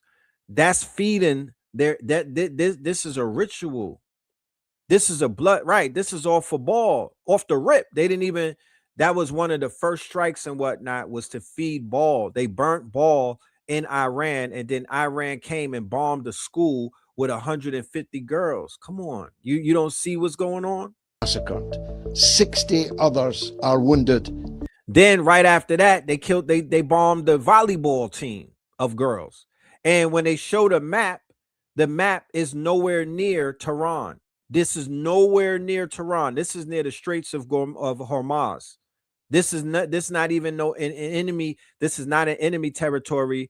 This school was completely out the way, but they went and sacrificed the virgins in hospital, many of them critical. Later in that first day of the war, 40 volleyball players, 3 squads of volleyball players, all female, were massacred in a single airstrike. On Saturday, what will forever be known as the Epstein War was launched. I don't know what's in the dump that's coming out tomorrow from the Department of Justice in Washington, but it must be pretty horrific. Trump will claim that that dump didn't even happen, right? Keep that in mind, that the Epstein dump was supposed to happen at the end of the month. It did not happen. It did not happen. And enough people are not asking for those files, those other 3 millions they did not drop those, ladies and gentlemen. So whatever they are hiding, whatever they're using this as a smokescreen for, it got to be crazy. Israelis jumped the gun and forced him into the war. But that's a lie like every other lie he tells. It now turns out, according to Israeli media, that this date was set 2 months. The biblical holiday of Purim, right? The biblical holiday of Purim is when they knocked off the supreme leader. like they're on par with their rituals. I mean, you know what I mean? Like them niggas are completing the fucking rituals. Pardon me. It is really like they are carrying out their quote unquote big ones. They done killed the 3 heifers. They burnt the cows. They're moving with their plans. Okay, they are moving with whatever ritual that they're taking place under these blood moons and shit like these. They moving with it. Ago, and it was set to coincide with the religious festival of Purim. The regime has not changed in Iran. They said they wanted the Iranian people to rise up and come onto the streets. Well, they did come onto the streets in their millions in support of the Iranian government, in support of the new Iranian government, and in condolence for the slain leader, Ayatollah Khamenei. Well, the Ayatollah Khamenei did not run away. He didn't even go into a bunker. He sat there and accepted his fate, which martyrdom has set the Muslim world on fire. In India, in Pakistan, and many other parts of the globe, millions of Muslims are protesting in outrage at this crime against Islam, crime against humanity, war crime, and a crime which is not yet finished. It was a crime, but as Talleyrand said on the murder of a political opponent of his, it's worse than a crime. It's a blunder.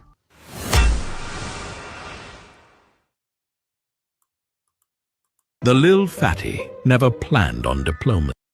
The story of Lil Donnie's Iran negotiation sham. The Lil Fatty never planned on diplomacy. According to new reporting by the New York Times, Politico, CNBC, and NBC, Donald Trump planned to strike Iran well before negotiations began, and he had no interest in a peace deal of any kind.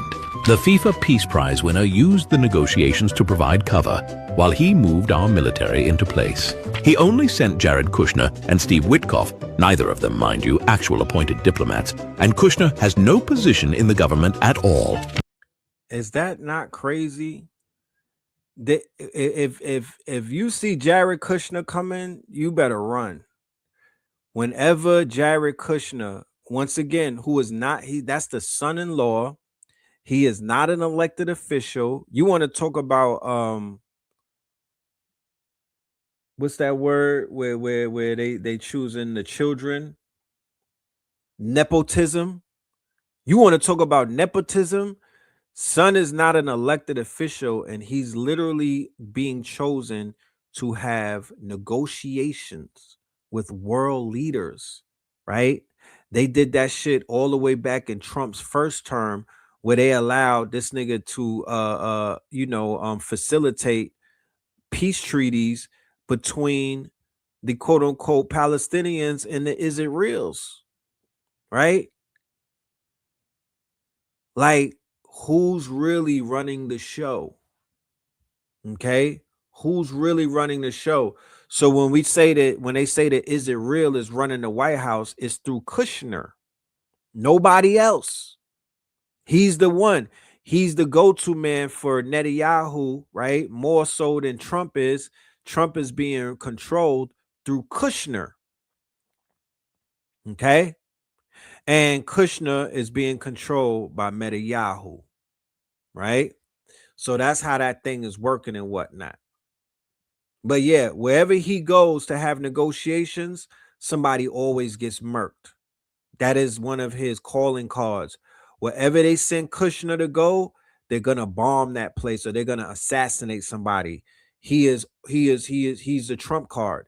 He's the Trojan horse. They even refused to bring any nuclear experts to help in the negotiations. It was just Tweedledee and Tweedledum making shit up as they went along.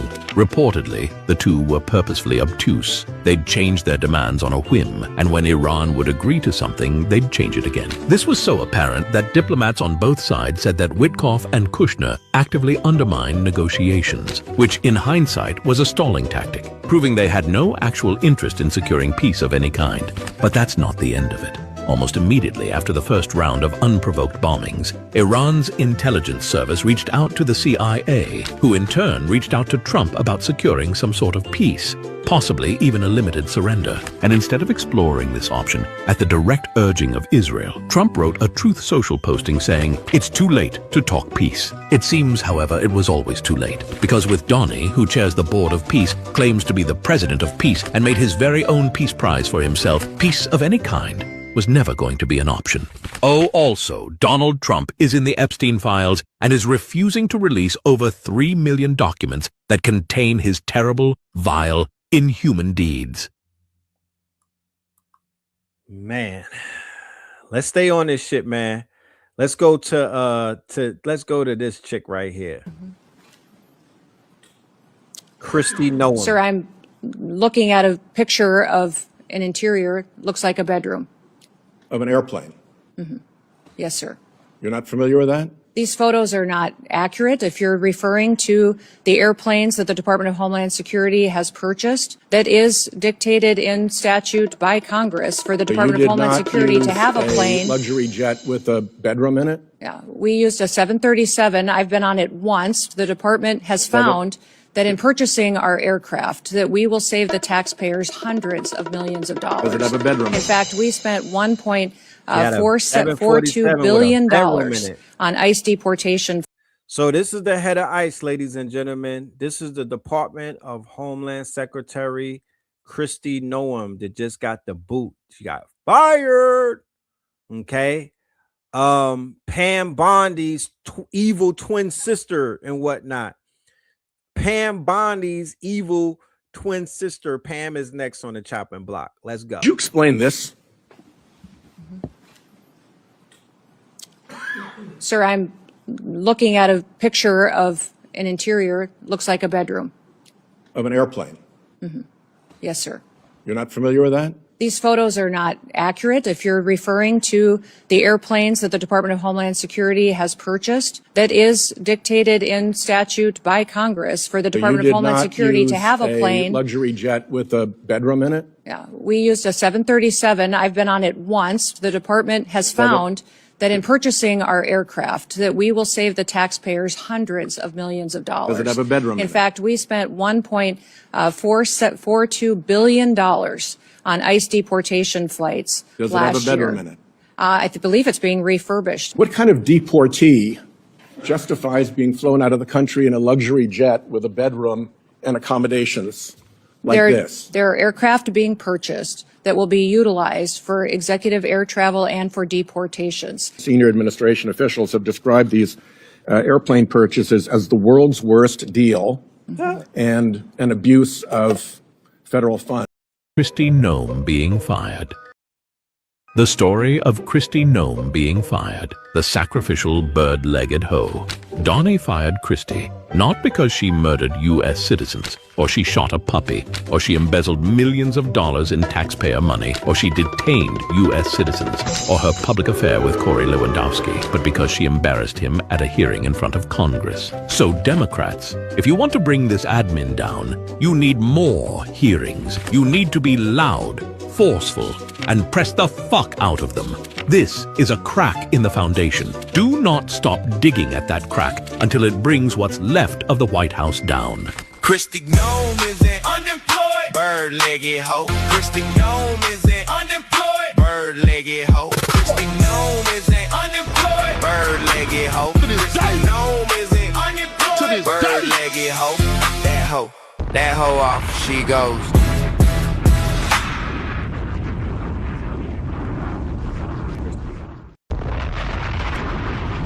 To the trailer park you go. I'm out. She was doing flyovers in a 747 with a whole bed in it. You know what I'm talking about? With a, I think she was in an affair with a married man and whatnot, while people were being detained in Alligator Alley inside of cramped rooms and shit like that. And she didn't care anything about it. Okay. She didn't care anything about it. This bird-legged woman right here. Okay. She didn't care nothing about it. So now she's out of here. And her name is added on to the long list of disgrace. The laundry list of disgraced, quote unquote, White House operatives, right? It's a laundry list. But let us continue going. This video is hilarious. You might be wondering, why are Bahraini citizens cheering the Iranian drone? For the sake of time, I'm going to heavily generalize going forward. The Gulf monarchies are a group of unelected, undemocratic leaders who get their legitimacy from suckling the teat of U.S. empire. They have a social contract with their citizens that we're going to join the Western financial system, and in exchange you get low taxes and ownership of any businesses that come into this country. Back when it was the British Empire calling the shots in the world's...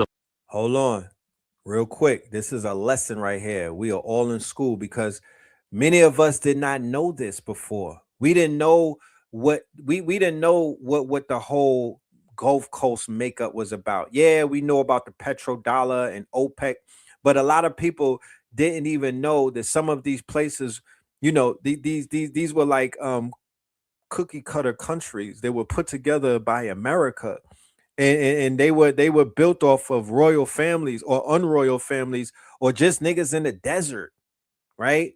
Who happened to be around when they found oil and whatnot. So they made all of these people cookie cutters. So the reason why they're getting bombed and whatnot, the reason, it's almost like if like remember when they used to have the schoolyard fights? Remember the schoolyard fights, and somebody would be getting picked on and they would have to fight the schoolyard bully. So imagine a schoolyard fight and they come out and dude comes out, and instead of hitting the bully, he snuffs all of his mans who was trying to be the middleman, who was trying to play neutral, but the nigga knew y'all are down with the y'all was talking behind my back. Y'all was playing, you can't play middle. I'm snuffing all of y'all. So that's what's happening. They getting all of them is getting popped on.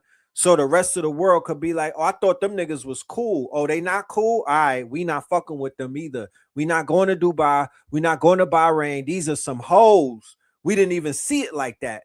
But because Iran popped off and Iran got the upper hand, they're telling everybody and putting them on point that that whole area is no longer good. It's not good to do business with. They're not good to go in. The gig is up. They pulled the alarm on them niggas. The gig is up. We exposing all of y'all. This video is hilarious.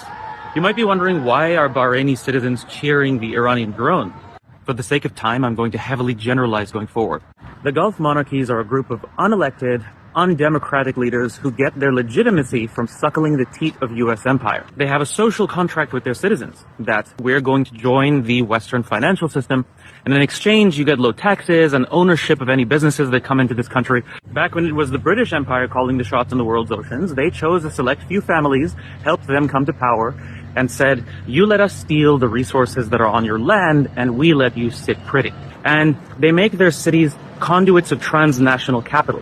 So when you see these glittering skyscrapers in Dubai, it's because these are nodes in the system of global transnational borderless capital. And when the British Empire fell, its successor, the American Empire, took over this position. But then after World War II, you had a democratically elected Iranian Prime Minister, Mohammad Mossadegh, who tried to nationalize Iranian oil. And fundamentally, the war that the US is waging against Iran right now is them taking revenge for what Iran tried to do in 1953. There were ups and downs. The British and the Americans overthrew Mossadegh's government. They put in place a puppet Shah, which was one of the reasons for the Islamic Revolution in 1979, and that UNO reversed oil ownership again. Now, all of these countries, their only real resource is oil, right? They don't have much water, they don't have much food, though Iran is kind of an exception. They do a little bit better in both of those things, but not much better. Which means if the West turns off the tap, these countries go into economic collapse, which makes their populations rise up and try to overthrow the government. And that is why the extreme unhappiness we see against the Iranian government right now is at least in part caused by Western sanctions.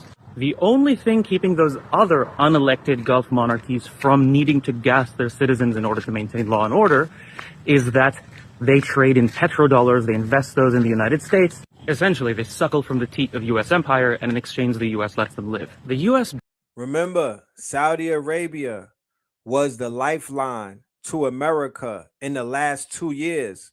Saudi Arabia was the lifeline to America. You saw all of those videos where they took over golf, they took over boxing, they bought EA Sports and whatnot. Your boy, what's his name? Mayweather and all of them.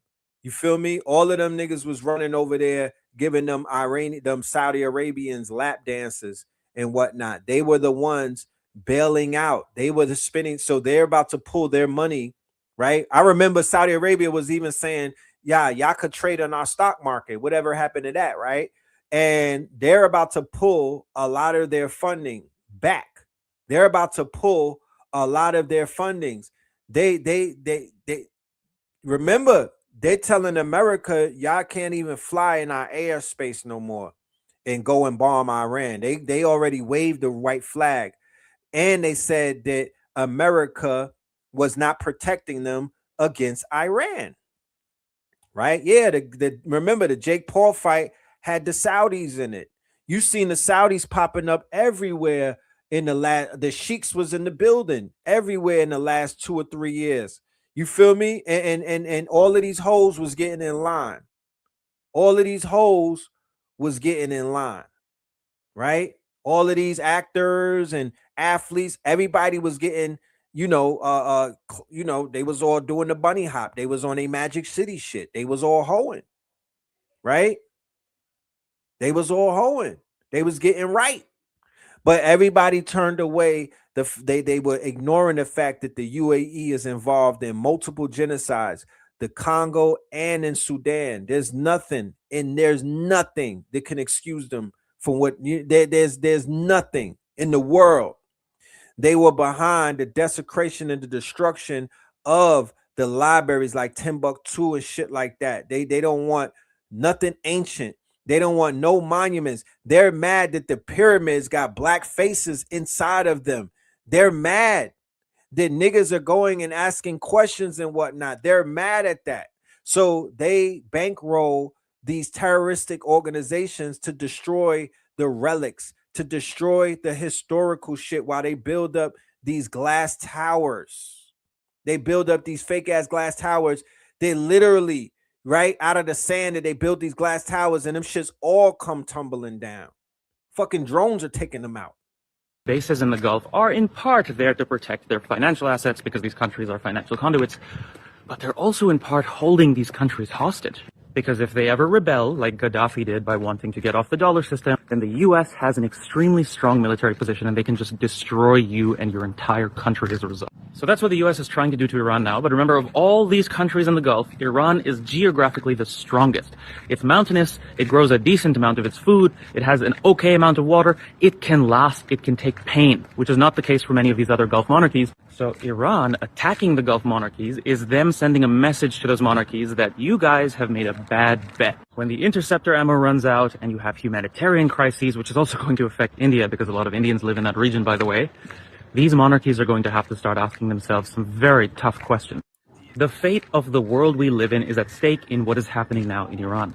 Let's see what entire global propaganda machine is trying to make us believe that Iran is about to have nuclear weapons and they're going to invade the West and impose Sharia law, and that's why we have to go to war. Let's start with 30 years of lies from Israel's prime minister. The deadline for attaining this goal is getting extremely close. And Iran, by the way, is also outpacing Iraq in the development of ballistic missile systems. From there, it's only a few months, possibly a few weeks. Could be weeks away from having the fissile material for an entire arsenal of nuclear bombs. Here's J.D. Vance reinforcing it. Iran cannot have a nuclear weapon. If they try to rebuild a nuclear weapon, that causes problems for us. Now, when it comes to nuclear weapons, Iran signed the Non-Proliferation Treaty, agreed to inspections from the regulatory agencies, and never attacked its neighbors, except in retaliation. On the other hand, the ones behind this propaganda have over 300 nuclear missiles,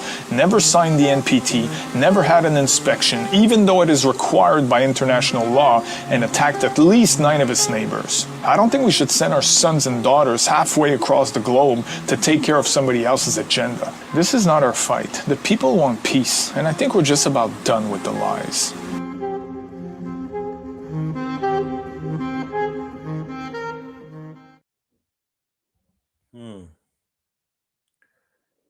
Hey, that people want peace. All right. President of Peace has now launched military operations in Ecuador. Once again, without the approval of Congress. So now we have Ecuador, Venezuela, Iran, and God knows how many more places that this motherfucking president of supposed fucking peace is attacking. And while this is side by side with the Ecuadorian government to supposedly fight terrorists, can we trust that? Can we trust that information? Because all we get is lies from this administration. Wake the fuck up, Americans. We're living in a military empire, and the veil has finally been removed. How am I in a server with these people? And they supposed to be leading me. This is who represented me. And there's just no way. I must have died and just went to a different hellish timeline for this to be real. This is a White House account. And this is what they cooked up on this fine day, regular, as we are in the middle of a war. They're like, you know what? Let's do a Call of Duty edit and show us blowing shit up. Because, that will get the morale of the people, 100%. I mean, we have no 9/11. The soldiers aren't really motivated because they're like, why are we fighting? Well, because this is the United States of Israel. So you have to risk your life for another country that will not do the same for you. But since you don't seem too motivated, check out this Call of Duty hype video. Look at our drones. We're blowing stuff up, guys. I mean, what? Y'all met as a team. They huddled up and they're like, all right, what should we do? I know, Call of Duty hype video. Man, what? Hell yeah. You ain't gonna raid. So as any true hater would, I expeditiously go to their account and now I need to scroll the whole entire thing since the beginning of the war. Because I'm like, wait a second. What did they have to say about the 6 soldiers that lost their life for literally no reason for another country that would not risk their lives for them? And yeah, this is it. No picture, no thank you, just a hey, yeah, we lost a couple soldiers. And I think that was only 3. They didn't even confirm the 6. And as I continue to scroll, I'm like, okay, I know there has to be a picture that's going to pop up, of them thanking them for their service. Just saying, you fought for us. You gave your life for us. No, just a lot of dick sucking about themselves since, they're just able to sit in their little cubicles and bunkers and just have people risk their life, for no fucking reason for another country. And then, don't forget the AI revolution that began in 1776. Also not true, factually, thought I might add. And still no RIP. So soldiers out there, this is a message to y'all. They don't give a fuck. So I know, it's been drilled in your head since fucking that basic training that, hey, leadership, follow command. This is not a good command to follow. These motherfuckers is insane. I mean, they're posting Call of Duty hype videos, but it's real life. You risk your life. Margin, you guys said death, Red Bull, nowhere in sight. Why? Strictly for vibes. Clearly, this is insane. I mean, you gonna risk your life for these people? I don't know. I will go AWOL, 100%. I go, oh yeah. Put me on the flight home tomorrow. Since they didn't do it, I will. RIP and thank you for your service. And I honestly wish y'all didn't even have to fucking go over there for another country. Funeral for the Manab School. So y'all done talk so crazy about Chocolate Godiva that she had to go out of character. And, this is her without the extra shit. You know what I mean? Yeah, she must have heard y'all complaining. So she was like, let me just give them a toned down version of the Chocolate Goddess. But come on, baby girl, let's get this war report in. We waiting for you. Let's go. Happened today. And so the mass funeral for the Manab School happened today. And imagine a mass funeral for an entire country happen for the deaths, the martyred deaths of 168 girls who were martyred as a result of the United States not allowing Iran to strike first, because if Iran is struck by someone else, they're going to come after us, or whatever the hell Marco Rubio said, and then proceeding to support Israel striking Iran again whilst the funeral took place, but still claiming to be the victim. At this point, these jokes are writing themselves, Israel. These jokes are writing themselves.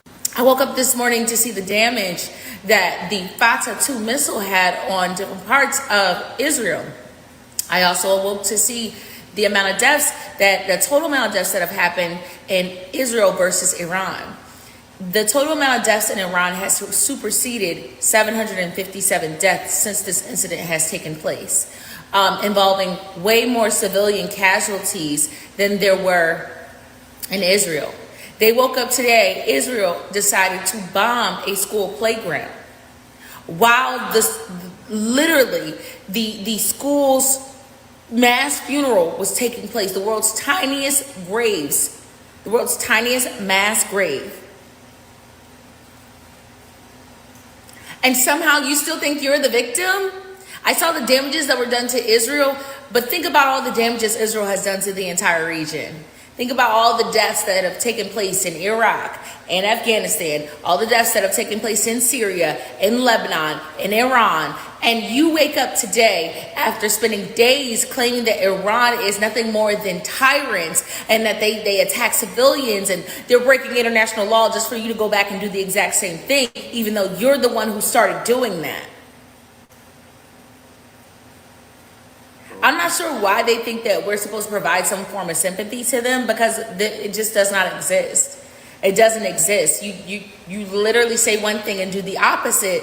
So no, we don't care, because as long as you continue to do nasty, gruesome things to the Iranians and the Palestinians, as well as the Lebanese, the Yemeni, and whoever else is on the list, we don't care. We're literally watching y'all online celebrating from inside of bunkers while American lives are on the line. We don't care. We don't care. We don't. We genuinely do not care. Any form of sympathy that you thought you were going to get, it simply just does not exist. You guys are going to have to take care of each other, because we don't care. We just simply do not care. We don't have a care in the world. Sympathy is reserved for the people that deserve sympathy, that have earned sympathy and that deserve it. Sympathy is for innocence. There's nothing innocent about y'all. Right, There's nothing innocent about your illegally occupied territory. There's nothing innocent about anything that y'all do over there. And there's, quite frankly, no motive other than to just simply be hateful and to steal things from people. Listen, I don't know if y'all realize how much of a relief it is to hear a beautiful goddess, a chocolate goddess like this, just speaking with intellect and being able to, like, I don't know how this makes y'all feel, but it makes me feel accomplished, vindicated, it's like if more of us were talking like this, if we had this mind state, we would be in such a better place, because she's not wavering. She's not buck dancing. She is reporting from a super biased position, and I love it. Fuck all of that kowtowing, pussyfooting, nigga splaining and all of that. Nah, I don't. That you put her and Jasmine Crockett in a room together, I really appreciate the fact that she is just doing, and she's researching. She's not just coming off the rip with it. She's doing her homework. She is tapped in. I love it. And we wake up today and you reaffirm and reassert your hatred for the people within the area that you're illegally occupying by waking up and bombing a playground in the exact same place that is currently whooping your ass. We don't care. And I really hope that it settles in y'all spirit and that y'all really, really absorb the fact that we just genuinely, globally do not give a fuck. You know what I mean? Because we did say that this would happen. So we know for a fact that Iran is prepared to do this to y'all for years. That's something we know for certain. And as we speak, your prime minister and our president is just making it worse for you every single day. And everything that y'all thought y'all built, everything that y'all thought y'all created, it's just going up in flames in an inferno. It's just going up in flames in the exact inferno that you created for the country surrounding you. And isn't that a shame? The same destiny that you charted out for people who wanted nothing more than peace ended up finding its way back to you. Ain't that a thing for what you give out into this world, you get back tenfold. Yikes on bikes. And remember, boys and girls, when you're crying out to the whole world or to the UN begging them to make Iran stop sending those missiles, this is why they're not going to stop. This is why they're not going to stop. This is one of the major reasons why they're not going to stop. And we support it. We do. A woman today told me, just admit it. You hate us. No. We're just really, really, really looking forward to y'all getting that ass whooping you deserve. Because it's what you gave out. And you got to get back what you gave out, babe. That's how natural law works. Because to do shit like this to Iran and not expect it to come back to you tenfold, not expect for your shit to look the same exact way is insane to me. Honestly, let's take a good look at it in motion. I thought y'all were the best army in the world. I thought y'all had the best spyware in the world. I thought y'all had the best in the entire world. So why would you be whining and crying about what you've done to Iran? I thought you guys were prepared. Weren't you prepared? Aren't you the best army in the world? Don't y'all have the best technology in the world? What happened to your technology when those missiles entered your airspace? Where is it now? It's definitely not here. Yikes. Yikes. Everything you built, everything you created, up in flames. How does it feel? No, that's a legitimate question, and it's not rhetorical. I want to know. That is a fact, Rich. That man has Christ consciousness. And when Ye set it off on a Breakfast Club, I mean on the Drink Champs, we should have felt it in our bones that nothing would be the same after that. He literally shifted this whole fucking reality, bro. He opened up a complete can of whoop ass in a Pandora's box. They will never be closed until everybody realizes what he was saying in Technicolor. Because there's so many people who are now fully understanding about what the hell he was talking about beyond any reasonable doubt. How does it feel? How does it feel to peek your head out of the ground and see everything that you have known your entire life to be reduced to nothing but dust? And in some cases, the people are reduced to rubble and dust right along with it. How does it feel? Stings, doesn't it? Don't worry, they ain't done.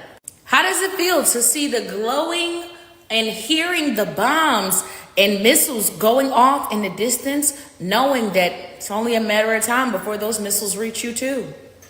It's only a matter of time. How does it feel knowing that even if you ran, whether it was north or south, there would be nowhere for you to go. There would be nowhere for you to hide. There would be nothing you can do but to sit back and await your destiny. How does it feel to sit in the dark, not have any lights, not have any power, not have anything that could potentially help you escape this nightmare? How does it feel? And if that ain't bad, y'all inside of them bunkers having to smell each other's farts and foul smells. How does it feel? Who saw that video? Good? I hope it does. Who saw that video when they was in the bunker and there was a smell in the bunker and they were trying to get away from the smell? Who saw that video? I don't have it, but I saw it yesterday. It was crazy. Her name is Chocolate Godiva. Godiva. Okay? Chocolate Godiva. Is it really searing into your soul? Don't worry, there's more. Because just in case it hasn't, there's more. And even if you feel like it has, there's more. Because we're sick of y'all shit globally. You need this. So so that you can learn something from this.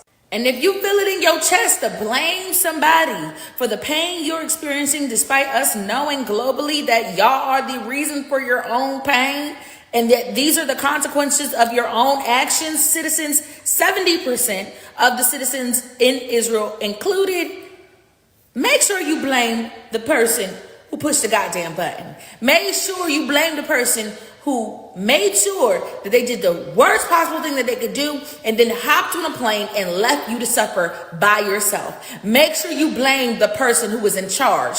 Make sure you blame the person who assured you that you had the world's best air defense system and technology and that nothing would happen to you, that no missiles would ever see anything or the light of day on your territory, illegally occupied territory. Make sure you blame the right person. Because that man promised to protect y'all. Not Iran, not Palestine, not Hezbollah, or Hamas, or the Houthis. None of them promised that you would be protected. In fact, they told you to your face that if you proceeded, they would go upside your head. And that if you tried to protect yourself, they would ensure that the missiles make it directly to your doorstep. Make sure you blame the right person.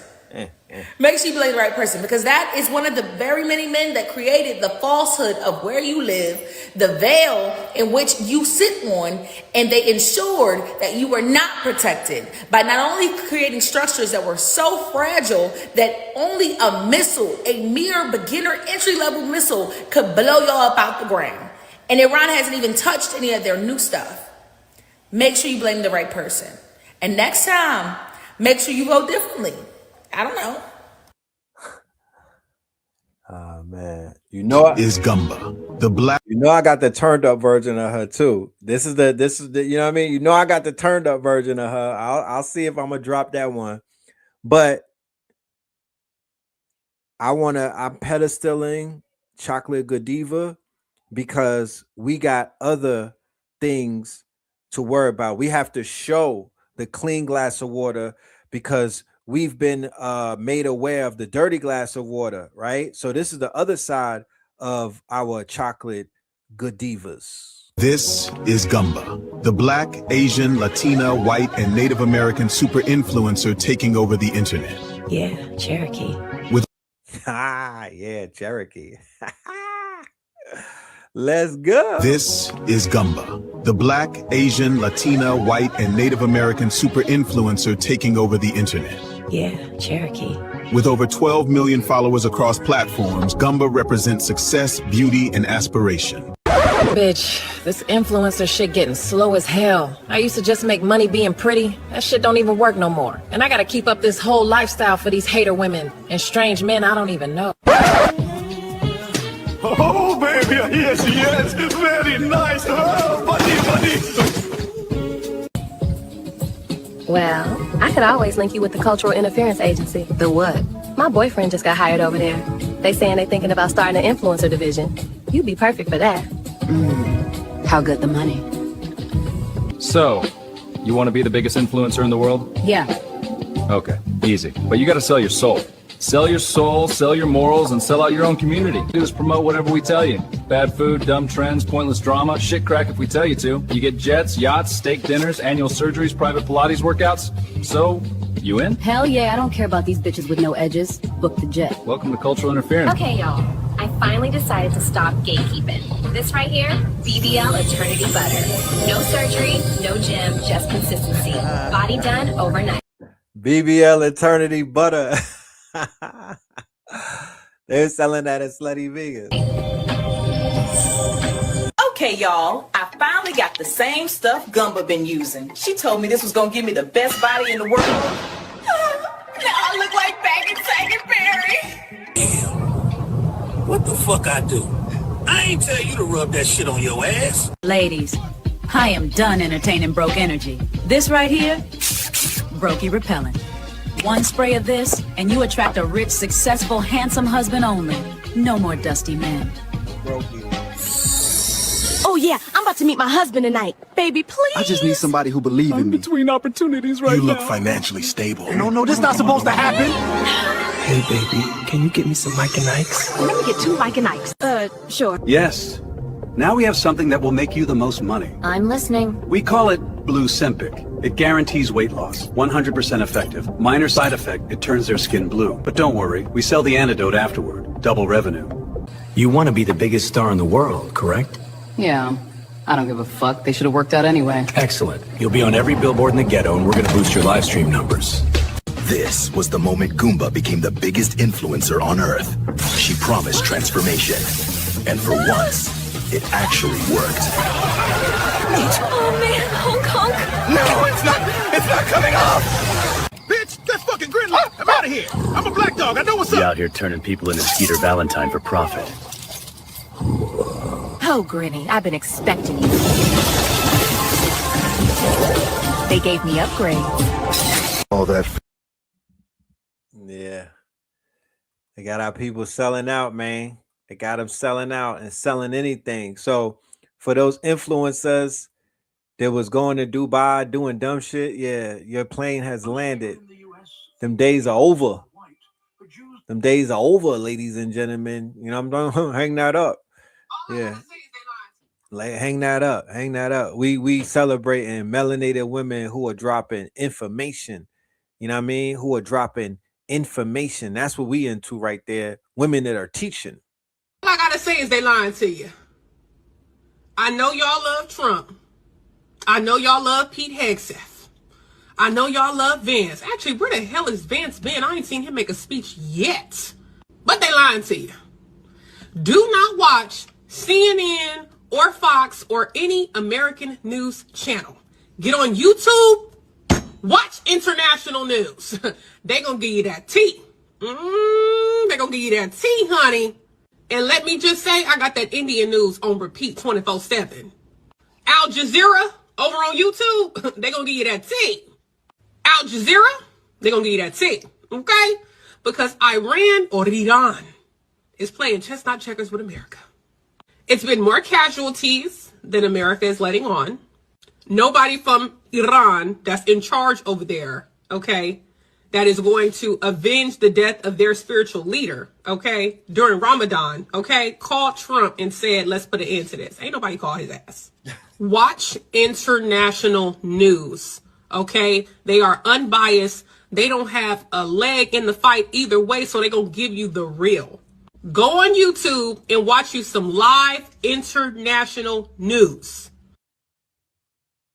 Yeah, this shit has been like it's been given what the Olympics didn't give. It's been given what the Olympics didn't give, like for real. Like this shit is literally like, you know what I mean? It's the Olympics. It's the War Olympics right now. It's literally the War Olympics going on. You know what I'm talking about? And it just depends on who you tapped in with. It just depends on who you tap into, because everybody got a different take. But this is the War Olympics, y'all. Check it out. The big news today, the Supreme Court struck down Trump's tariffs in a 6-3 ruling, delivering the administration a major loss. But don't be fooled. They had a backup ready. Within hours, Trump called the court a disgrace and announced he's using Section 122 of a 1974 law to keep the 10% tariffs anyway. This wasn't improvisation. They spent the past year preparing for exactly this. Look who wrote the script. Peter Navarro authored the Project 2025 trade chapter. He's now senior counsel for trade in the White House. Those 2024 documents explicitly listed Section 122 as a fallback option. They didn't just find it this morning. They opened the binder to Plan B. But here's the real danger. J.D. Vance. I've talked about him before. He's not just a vice president. He's the connection between the administration and the permanent infrastructure that outlasts any election. Kevin Roberts, the Heritage Foundation president and Project 2025 architect, said Vance is absolutely going to be one of the leaders, if not the leader, of our movement. Vance co-founded the Rockbridge Network, with Peter Thiel and other billionaires funding the agenda. Trump is temporary. Vance is the long-term threat. Today wasn't a failure. It was a successful test. They bought 150 days of tariff authority while they work on a permanent fix. Trump provides the voice, but Vance and the Heritage Network provides the continuity beyond any single presidency. Vance will still be here when Trump is gone.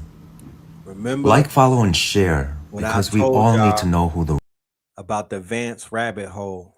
We haven't gone down the Vance rabbit hole, but we eventually will when we unpack Peter Thiel, and just go through a bunch of shit going on with Curtis Yarvin, Dark Enlightenment, Peter Thiel, Vance, the Cathedral. There's so many things that we need to touch on, but just understand that Trump is not the main player. Vance is. They do not want Trump. Trump is temporary. He's there to dismantle and crash the car. Vance is going to get out the car and crash everyone. You understand? Donald Trump is a liquidator. He's the apprentice dude. He's here to liquidate. He's here to crash. Curtis Yarvin has something called rage, retire all government employees. Their whole thing is about collapsing the government. They're not there to fix anything. That whole shit with Doge, where Elon Musk was appointed to go in and basically hook up Palantir to all of the government systems and stuff. You know, that's a part of Curtis Yarvin's plan that they wrote out decades ago. This is not anything new. Trump is here to liquidate. And the CEO archetype, or the absolute monarch who they have already chosen, is JD Vance. Remember, I told you that. So all of that, 3 terms, all of that 3 terms with Trump, nah. Trump on his way out. Look at him. He's bloated. He has all type of shit. He got stuff on his neck. Like, son is sick. You know what I mean? And JD is in the cut waiting. So yeah, why is Trump crashing out? Because his ass is about to be on the way out. He don't care. He's crashing out. This is a sick man in his 80s and whatnot. This is an old man with fucking worms and shit who's pooping on himself, who is in the Epstein files. He doesn't have much life left. So he's preparing a lot of things for JD Vance, who is basically Peter Thiel's boy toy and his puppet. Peter Thiel is in the White House. Peter Thiel is a dangerous man. This is the same man that's running around doing lectures on the Antichrist when he is the same person that he's talking about. How does that work? Let's go to the professor, man. Let the professor talk that shit, man. Yo, professor, come in. Let's talk to our people, man. Happening is that there's some crazy Christians in the American military, in the American government, okay, that want to use this war to end the world, to force Jesus to return. That is why this war is happening. Okay, I'm not saying that this is the reason why. I'm saying, like, this is a possibility, okay? All right, this is Trump, and these are all religious leaders that support Trump. The reason why Professor Jang is going crazy right now is because he deals with game theory, okay? He's approaching this thing from a different angle and whatnot. Why did they kill Charlie? You don't see, ever since they killed Charlie, it's been going crazy. Ever since they sacrificed Charlie, it's been going crazy. So the Charlie Kirk assassination, they had to get him out. As it appears, he was going to be a linchpin for this whole "is it real" type of thing. He would have been against that. He wasn't on board. As you can see, after he got assassinated, "Is it real?" been on it. They've been doing a big one. They've been turning up, right? So their turn up has everything to do with them and their Messiah and their eschatology and all of that type shit. The third temple is really what it is that you're seeing happen. And he obviously was asking, he probably was, they assessed him and he did not pass the assessment test.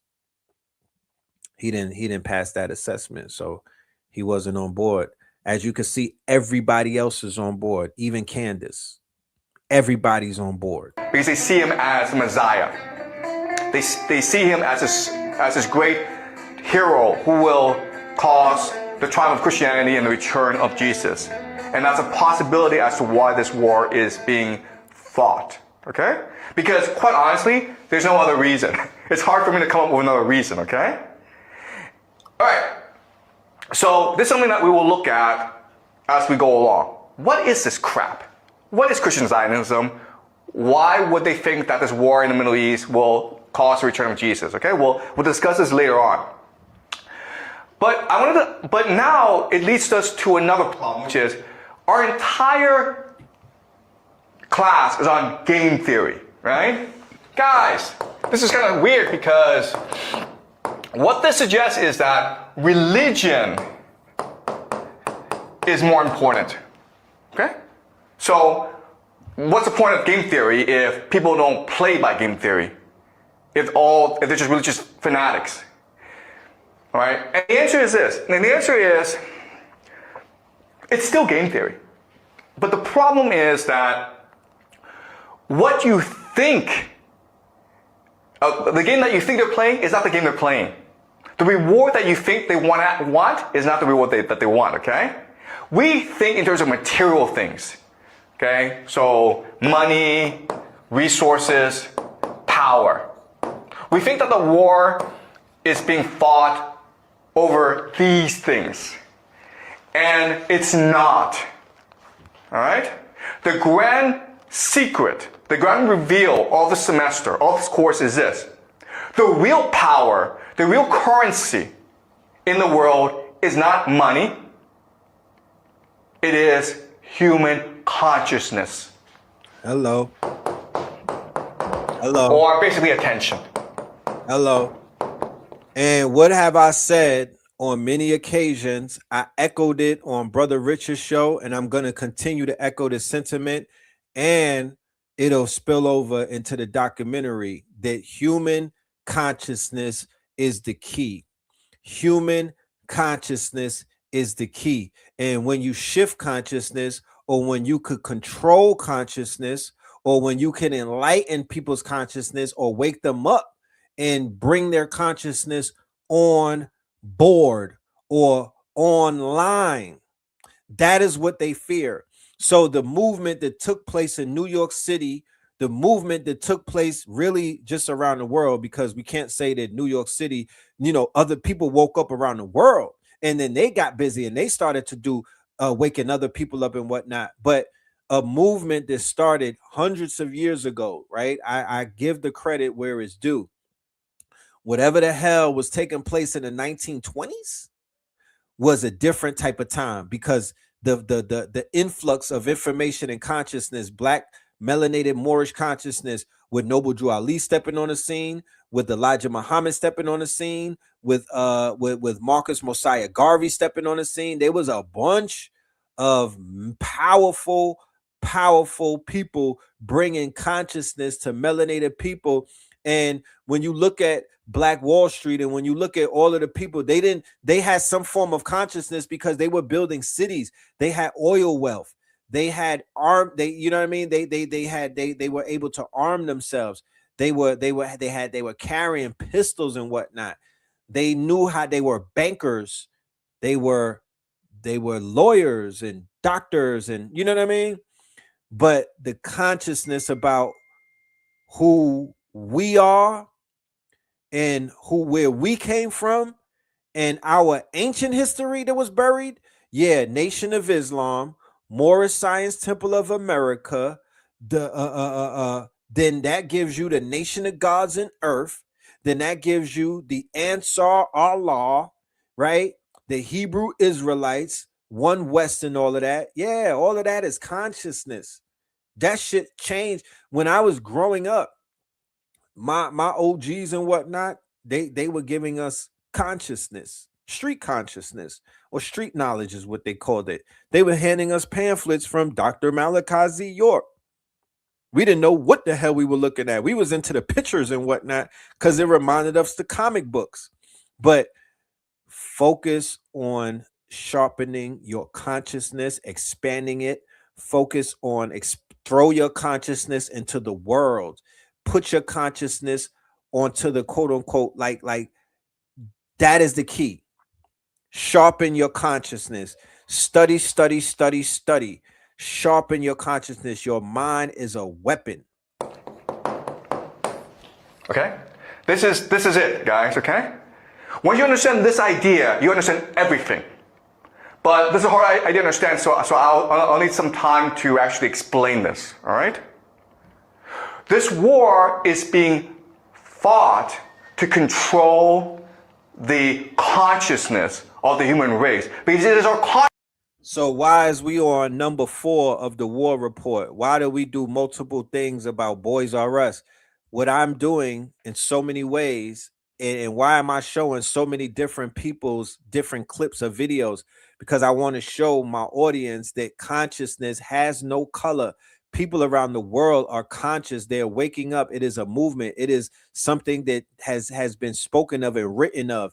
We are not a majority of illiterate people anymore. We are not a majority of people who have their head in the sand. We are not scared black folk and whatnot. We are not people who are considered to be asleep at the wheel, right? Even what they call the 85ers are beginning to wake up. So attention, if you watch a video, or if you watch a lecture, or if you see any one of the master teachers teaching, their attention will grab you to the point where you'll never watch the lies on. You won't want to watch the lies anymore. You don't want to watch the Trump talking to you. You don't want to watch the Pope speaking and whatnot. Not after you discover the Farrakhan's, not after you discover the Enlighteners, not when you discover people who grab your attention, not after you hear Khalid Muhammad, my nigga. You don't want to hear DJ Khaled, right? So we're able to grab attention just with standing in the truth. We were able to grab attention through VHS era, DVD era, YouTube era, streaming era. You know what I mean? Like that's what we're able to do, and the attention that we're able to grab from our people is because of the fact that we're dealing with this consciousness. Consciousness that creates reality itself. That's the source of all wealth and all power in this world. Okay, that's why this is happening. In other words, this is a war not just for Iran. This is a war not just for the Middle East. It is a war for the soul of humanity. This is what's happening, guys. All right? This is what World War III is. World War III is meant to be the last and final war of all human history. Because whoever wins this war will control the very soul of human existence for all of eternity. Okay? That is the end game. And I know this is hard to understand, but as we go along, I will explain this to you. Okay? That is the grand secret behind the world. Everything that you believe, everything that you see today, it's all an illusion. The reality, the truth, is that consciousness is a source of all power of reality itself. And so this is a war for human consciousness. It's a war for the very soul of humanity. Okay? Any questions? My guy right there. All right. I will see you guys next week. He's cooking right now. The professor might be the hottest nigga on YouTube right now. Facts. He took over Candace's role. He's cooking. Okay? He's cooking. Let's go. Let's get some more professor before we get up out of here. Let's get some more professor. How far do you want to go?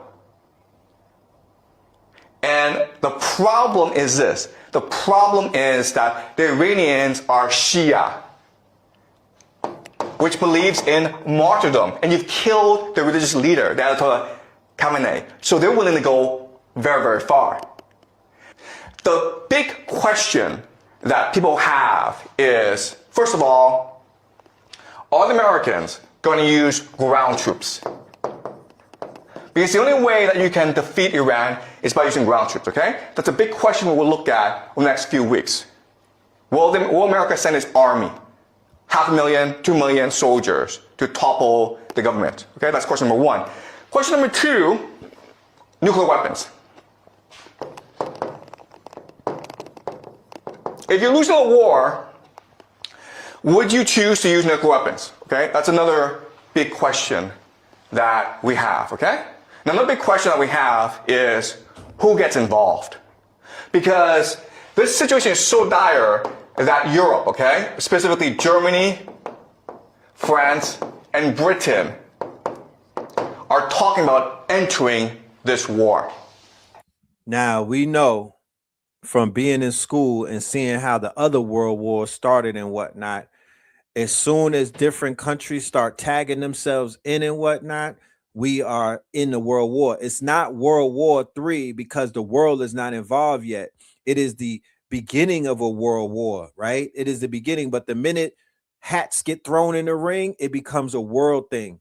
So right now is two major countries jumping one country. It's two superpowers jumping a country and whatnot, jumping another quote unquote superpower of that region.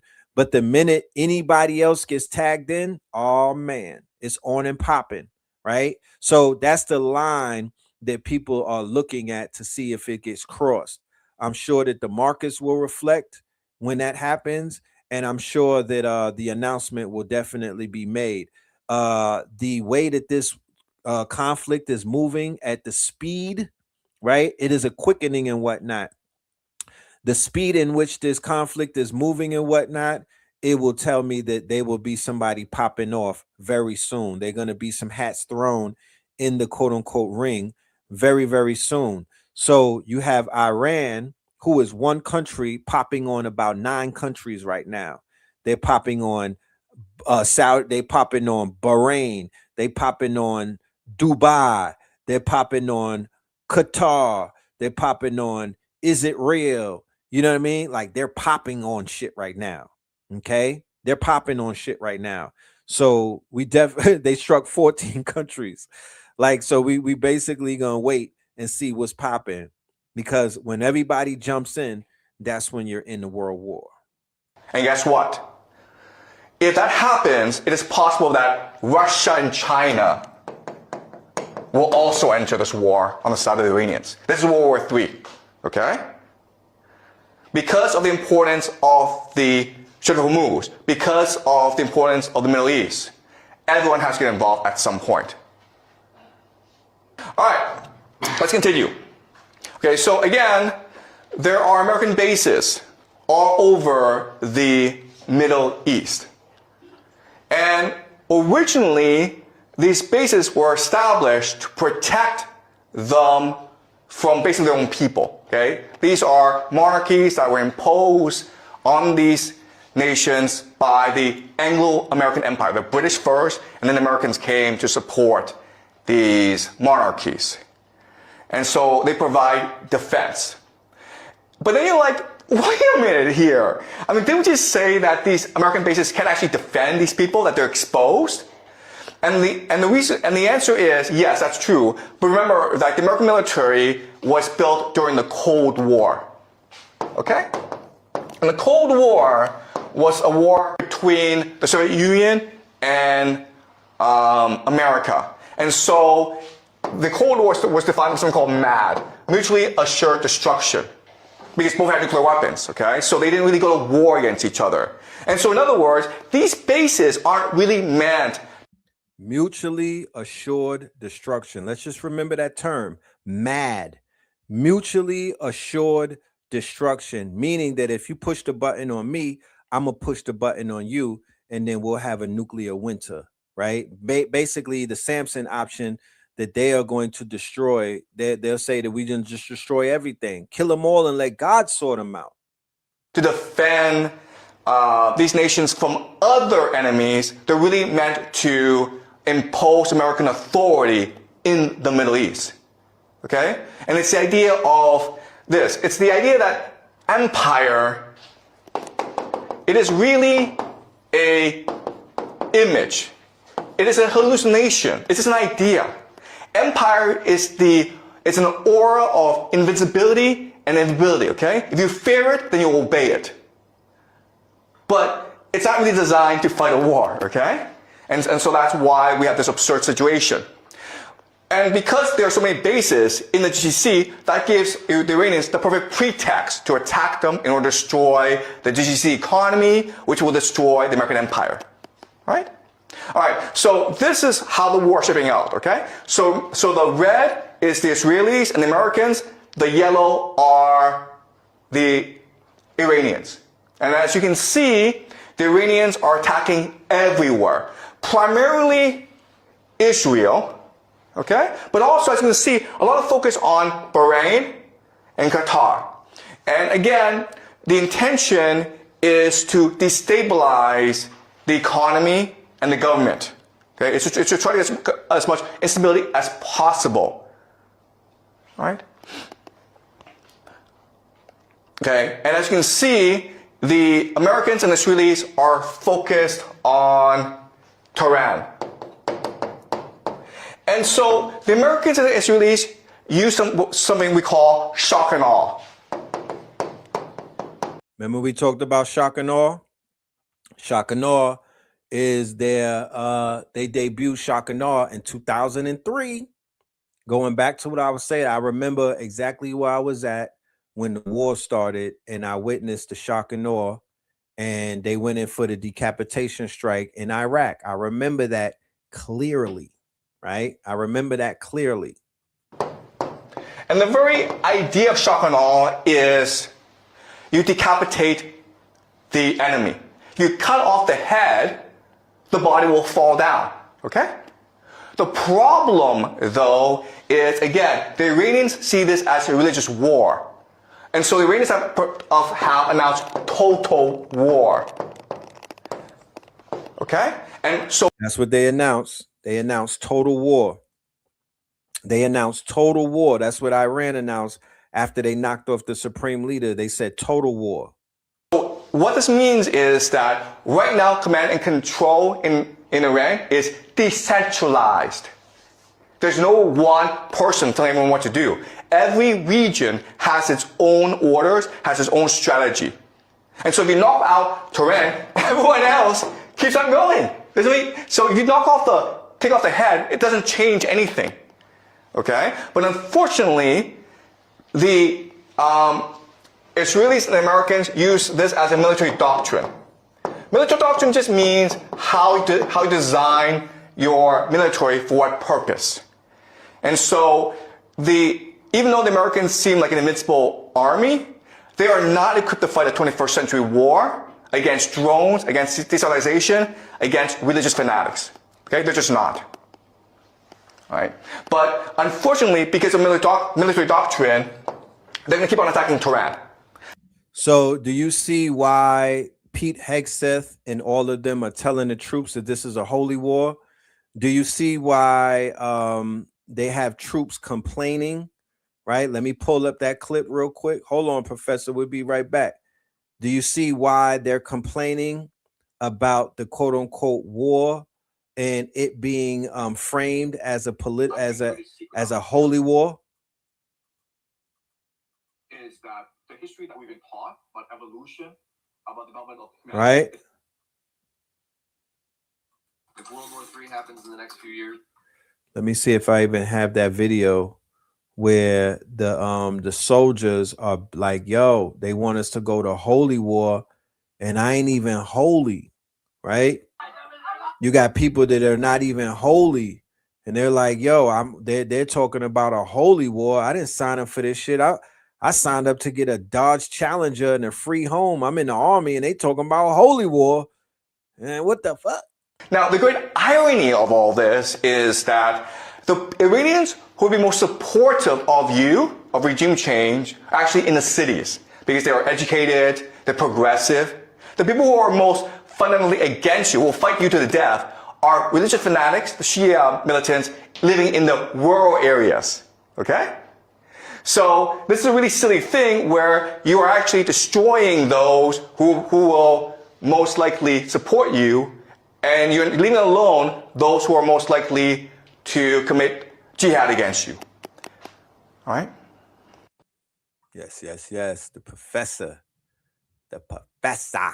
You know what I'm saying? All right, you know we're going to have to, we got to bring our sister back in, Chocolate Godiva. You smell me? Chocolate Godiva's on her way back in. She a little turned up this time. Can you forgive her? Huh? Can you forgive her? Before we get to her, let's go ahead and check this out real quick. Many ethnic groups are considered white in the United States, but that's not how it started, and that's because race is a construct which includes whiteness. The idea of whiteness as we understand it today can be traced all the way back to the 1500s with the creation of the Great Chain of Being, in which white Western Europeans placed themselves up at the top as closest to God, with everyone else beneath them. This was used to justify slavery and colonization. In the United States, the Nationality Act of 1790 limited citizenship to free white persons exclusively, and that law wasn't fully dismantled until 1952 with the Immigrant and Nationality Act. Talk about white privilege, which, by the way, is the unearned power and systemic advantages that white people receive in a society built for their benefit. This doesn't mean that if you're white, your life won't be hard. It just won't be hard because you're white. It might be difficult because you're poor or disabled or something else, though. When the Irish arrived in the United States in the 1800s, the irony of this whole entire thing is this: the Iranians are the ones who created the quote unquote, these are the Aryans who created what? The caste system. Right? Or this aspect of, you know, white is right. These are the Aryans, right? The Iranian, the Persians, okay? The irony of it all, you know, the irony in it all. That's because race is a construct which includes whiteness. The idea of whiteness as we understand it today can be traced all the way back to the 1500s with the creation. So what do I pray for as a result of this conflict? That whiteness gets dissolved. Yeah, they need to dissolve whiteness. Whiteness needs to be dissolved. You know what I mean? It needs to be destroyed. It needs to, it's a concept. It's a construct. That construct needs to be deconstructed and whatnot. That construct needs to be deconstructed. Maybe the Persians might drop some bars on these fake white folk and be like, y'all not even really white like that. Like, you know what I mean? I don't know what's going to come out of it, but, you know, maybe a teaching moment. Of the Great Chain of Being, in which white Western Europeans placed themselves up at the top as closest to God, with everyone else beneath them. This was used to justify slavery and colonization. In the United States, the Nationality Act of 1790 limited citizenship to free white persons exclusively, and that law wasn't fully dismantled until 1952 with the Immigrant and Nationality Act. Talk about white privilege, which, by the way, is the unearned power and systemic advantages that white people receive in a society built for their benefit. This doesn't mean that if you're white, your life won't be hard. It just won't be hard because you're white. It might be difficult because you're poor or disabled or something else, though. When the Irish arrived in the United States in the 1800s, they were not considered white. They were not enslaved under chattel slavery in the United States, but they were forced to be indentured servants, and in many cases served as overseers on plantations. They were considered intermediaries between black and white people. When Italians immigrated to the United States in larger numbers, they were segregated from public spaces and subjected to slurs, lynching, and mass attacks. They were not considered white. Polish, Romanian, and other Eastern European immigrants also suffered similar horrific treatment. As more immigrants arrived in the United States, the definition of whiteness expanded, along with the privileges attached, and this was all in opposition to blackness and indigeneity. And laws were even passed to prevent European immigrants from mixing with and aligning themselves with black and indigenous people in what are called anti-miscegenation laws. And just as ethnic groups were brought into whiteness, some were kicked out. Mexican Americans were considered white from 1850 until 1920 in the census. And today, ICE is targeting them and many other groups with extreme racial prejudice that's reminiscent of Jim Crow and Japanese incarceration. As these many groups became white, they were indoctrinated into something called white supremacy, which is the false belief in the racial superiority of white people and the idea that they should dominate all aspects of society. Like whose history matters and what history should be taught. Fighting white supremacy starts with acknowledging white privilege and its lasting impacts through things like the black maternal mortality rate and the racial wealth gap. So next time you ask why we don't have a White History Month, remember that in the United States, white history is considered the default. Smarter in seconds.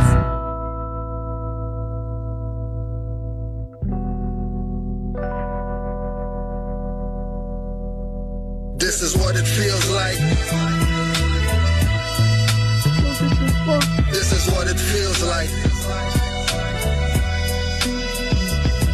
This is what it feels like. Shout out to my guy. All right. Come on, Chocolate. Where you at, Miss Godiva? Come and talk to us. Let's go. We're gonna close this out with the goddess. One of the things that will never be able to be erased from my mind is hearing the snap of U.S. Marine, a decorated Marine, might I add, by the name of Brian McGinnis, arm being snapped in half. We watched it. We watched it and heard the snap in the video of his arm being snapped in half by nearly 4 officers that were ripping him out of a court as he tried to protest and stand up against the tyranny of this government and them allowing Donald Trump to continue to thrust this entire country into a war where lives will be lost.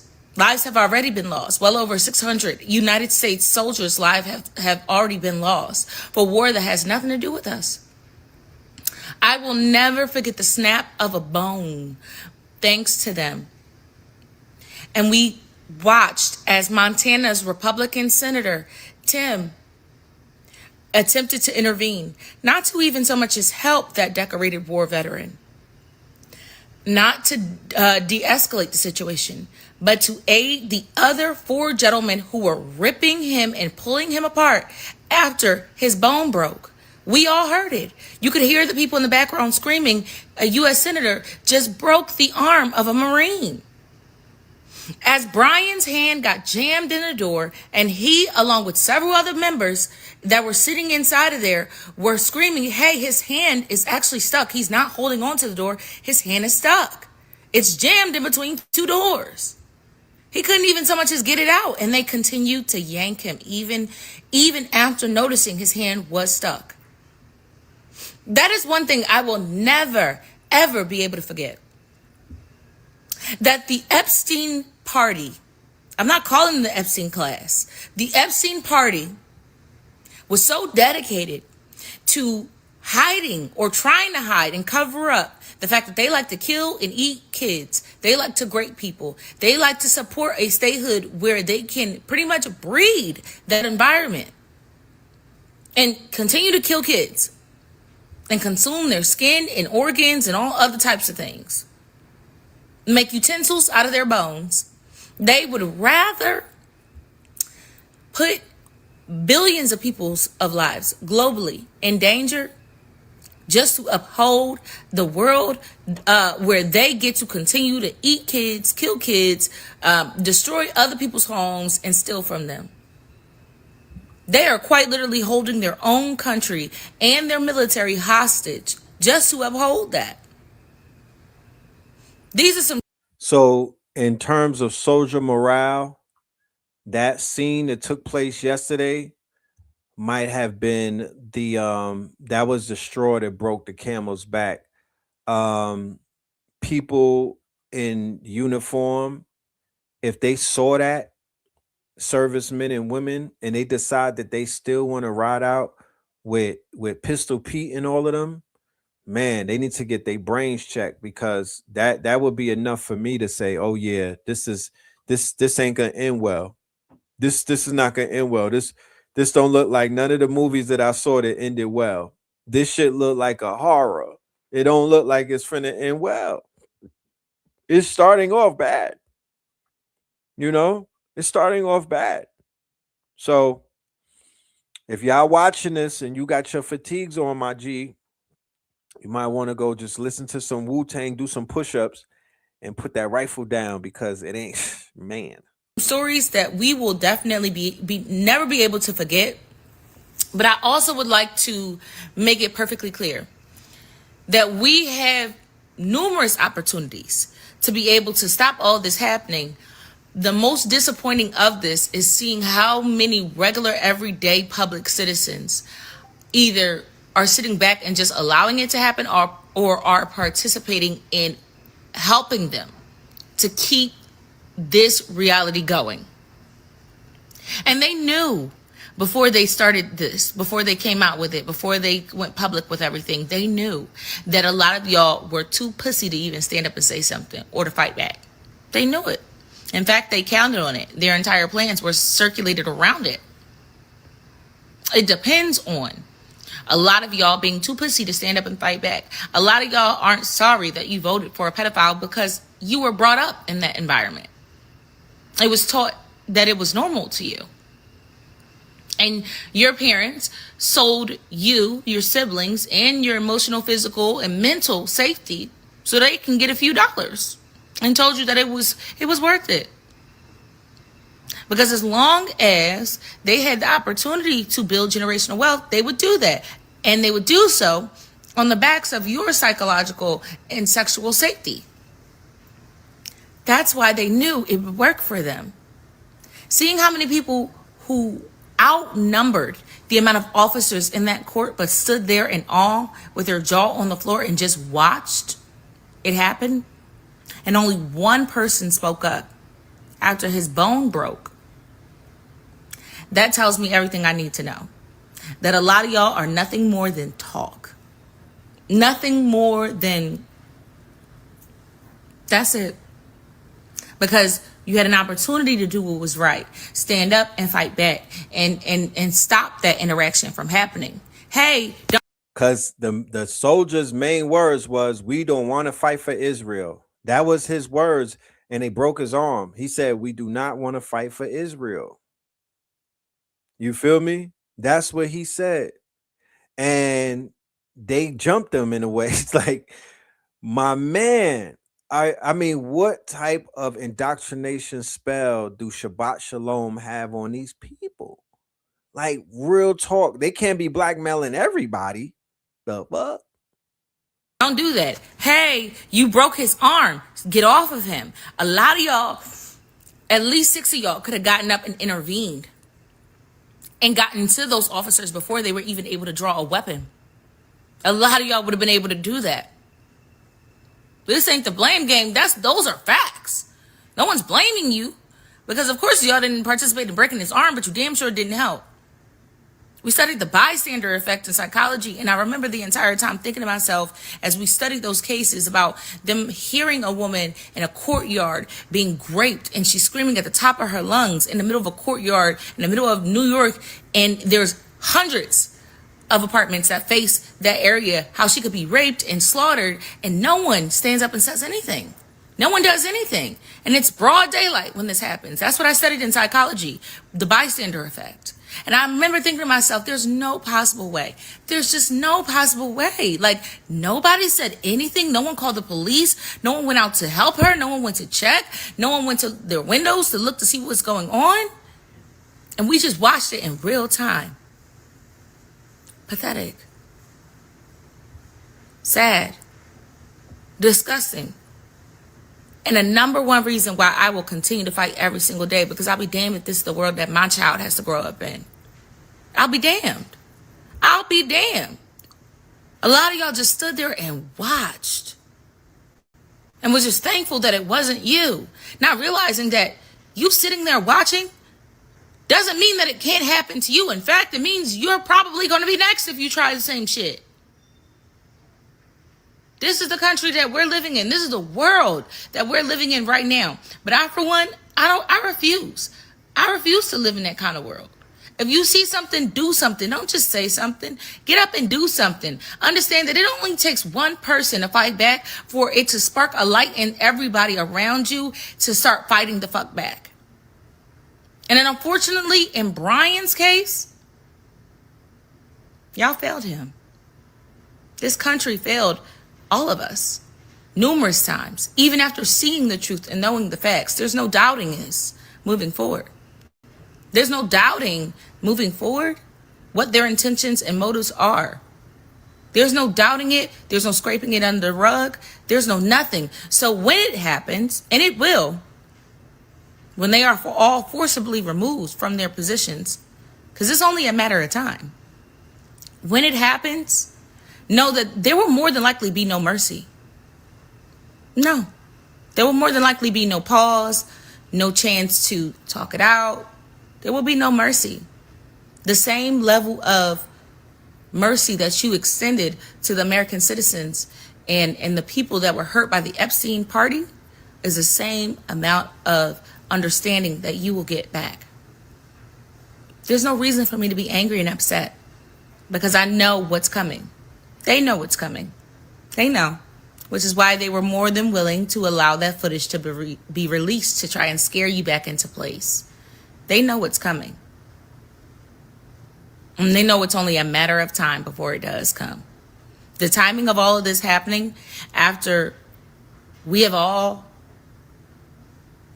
continued to raise our voices about the war that's happening overseas, that is man-made and forced, that is causing this entire country to spiral into debt. They know what's coming. They know it. And they know that those walls are closing in very quickly. So they need to find a way to scare you back into place. Believe me when I tell you, that's probably one of the things that if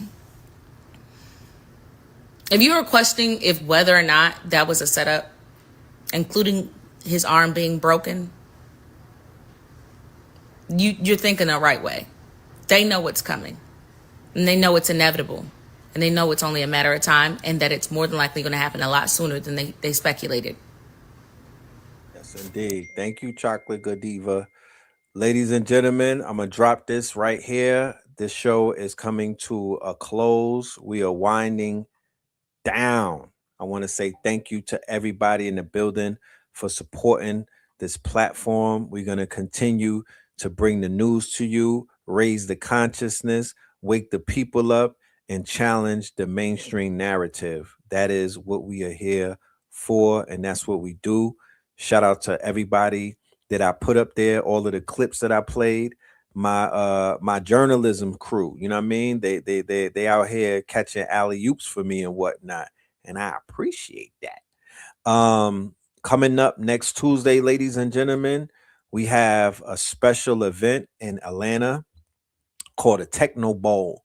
This is the anniversary, our 52nd episode for Techno Tuesdays. That's one whole year of bringing the information to the family about the technology wave and whatnot, the whole technology boom. Okay, we're going to be doing a bunch of things next Tuesday. We're going to be at Spin City headquarters. We're going to be doing some giveaways. We're going to do a mini hackathon. We're going to have vendors in the building. So make sure that y'all pull up. All right. The tickets are on the QR code right there. You click the QR code with the bird in the middle. You could get tickets for the Techno Bowl. All right. And that is next Tuesday, March the 10th. Okay. Let's go to one of our sponsors and we'll be right back.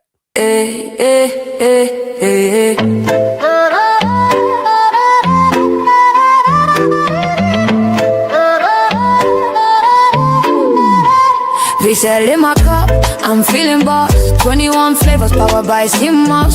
Flow from within, yeah, we never fall off. Count it up, 99 minerals, flaws. VCL in my cup, I'm feeling right. Sip to the sunrise, dance to the night. From the oceans, kiss to your city lights. 21 flavors, pure health in every bite. Drip so clean, we're custom made. From reef to street, we elevate. Gold green gel, set the record straight. Nature in a bottle, that's a better way. Charge me up, no caffeine crash. Clean energy, steady splash. From skin to gut, yeah, we live from within. Wellness on 10, let the rhythm begin. Pour it up, pour it up. Feel the wave, body thanking me. Every save, ocean wisdom in this glass.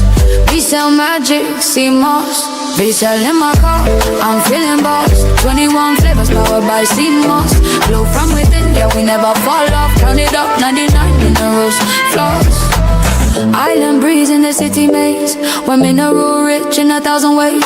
Immunity high like the summer rays. Hydrate the hustle, fuel your days. Berry, mango, ginger, lime. Pick your flow, your flavor, your time. Beauty and balance we redefine. Every little sip, align your shine. Wait up, feel the way, body thanking me.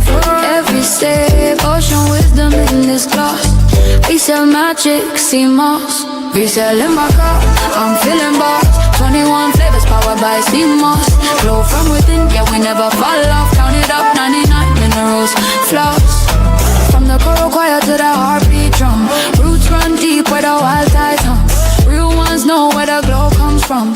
We sell in the mix now, watch us. Shout out to VCell CMOS. Tomorrow, ladies and gentlemen, we have class number 5 for the Imaginarium, what we call session number 5. We are on a 90-day workshop, ladies and gentlemen.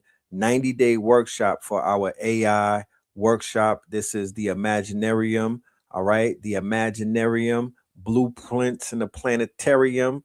Make sure y'all pull up, get your tickets and whatnot. Let me put that up there.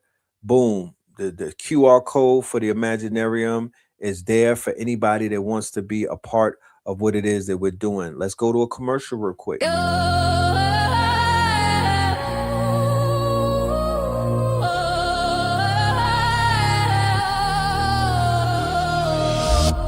In Brooklyn's shadow, dreams come alive. At dawn's new light, let your spirit thrive. Breathe in courage, let your strength ascend. Dark fire rise and let the power blend. Your aura's a beacon, luck finds its way. With bold steps forward, seize a new day. Shout it proud, success is my own fate. I'm glimmering now, it's time to elevate. I'm a magnet for dreams, success my claim. In sync with fortune, dancing in the game. Wealth cascades freely, triumph ignites, my heart's ready. Soaring to new heights, gentle it's a rhythm in your soul's beat. Fueling your drive, making goals complete. Your aura's a magnet, attracting sway. Dance with prosperity night into day. Riches may flow, but spirit stands tall. Growth the reward, answering the call. Money's a vessel, clarity's the map. No rush needed, wealth's in your grasp. No need to scheme, to hustle or to plead. Just rise up strong, live in your creed. Don't chase, simply receive what's conceived. Feel the rhythm of wealth you're meant to achieve.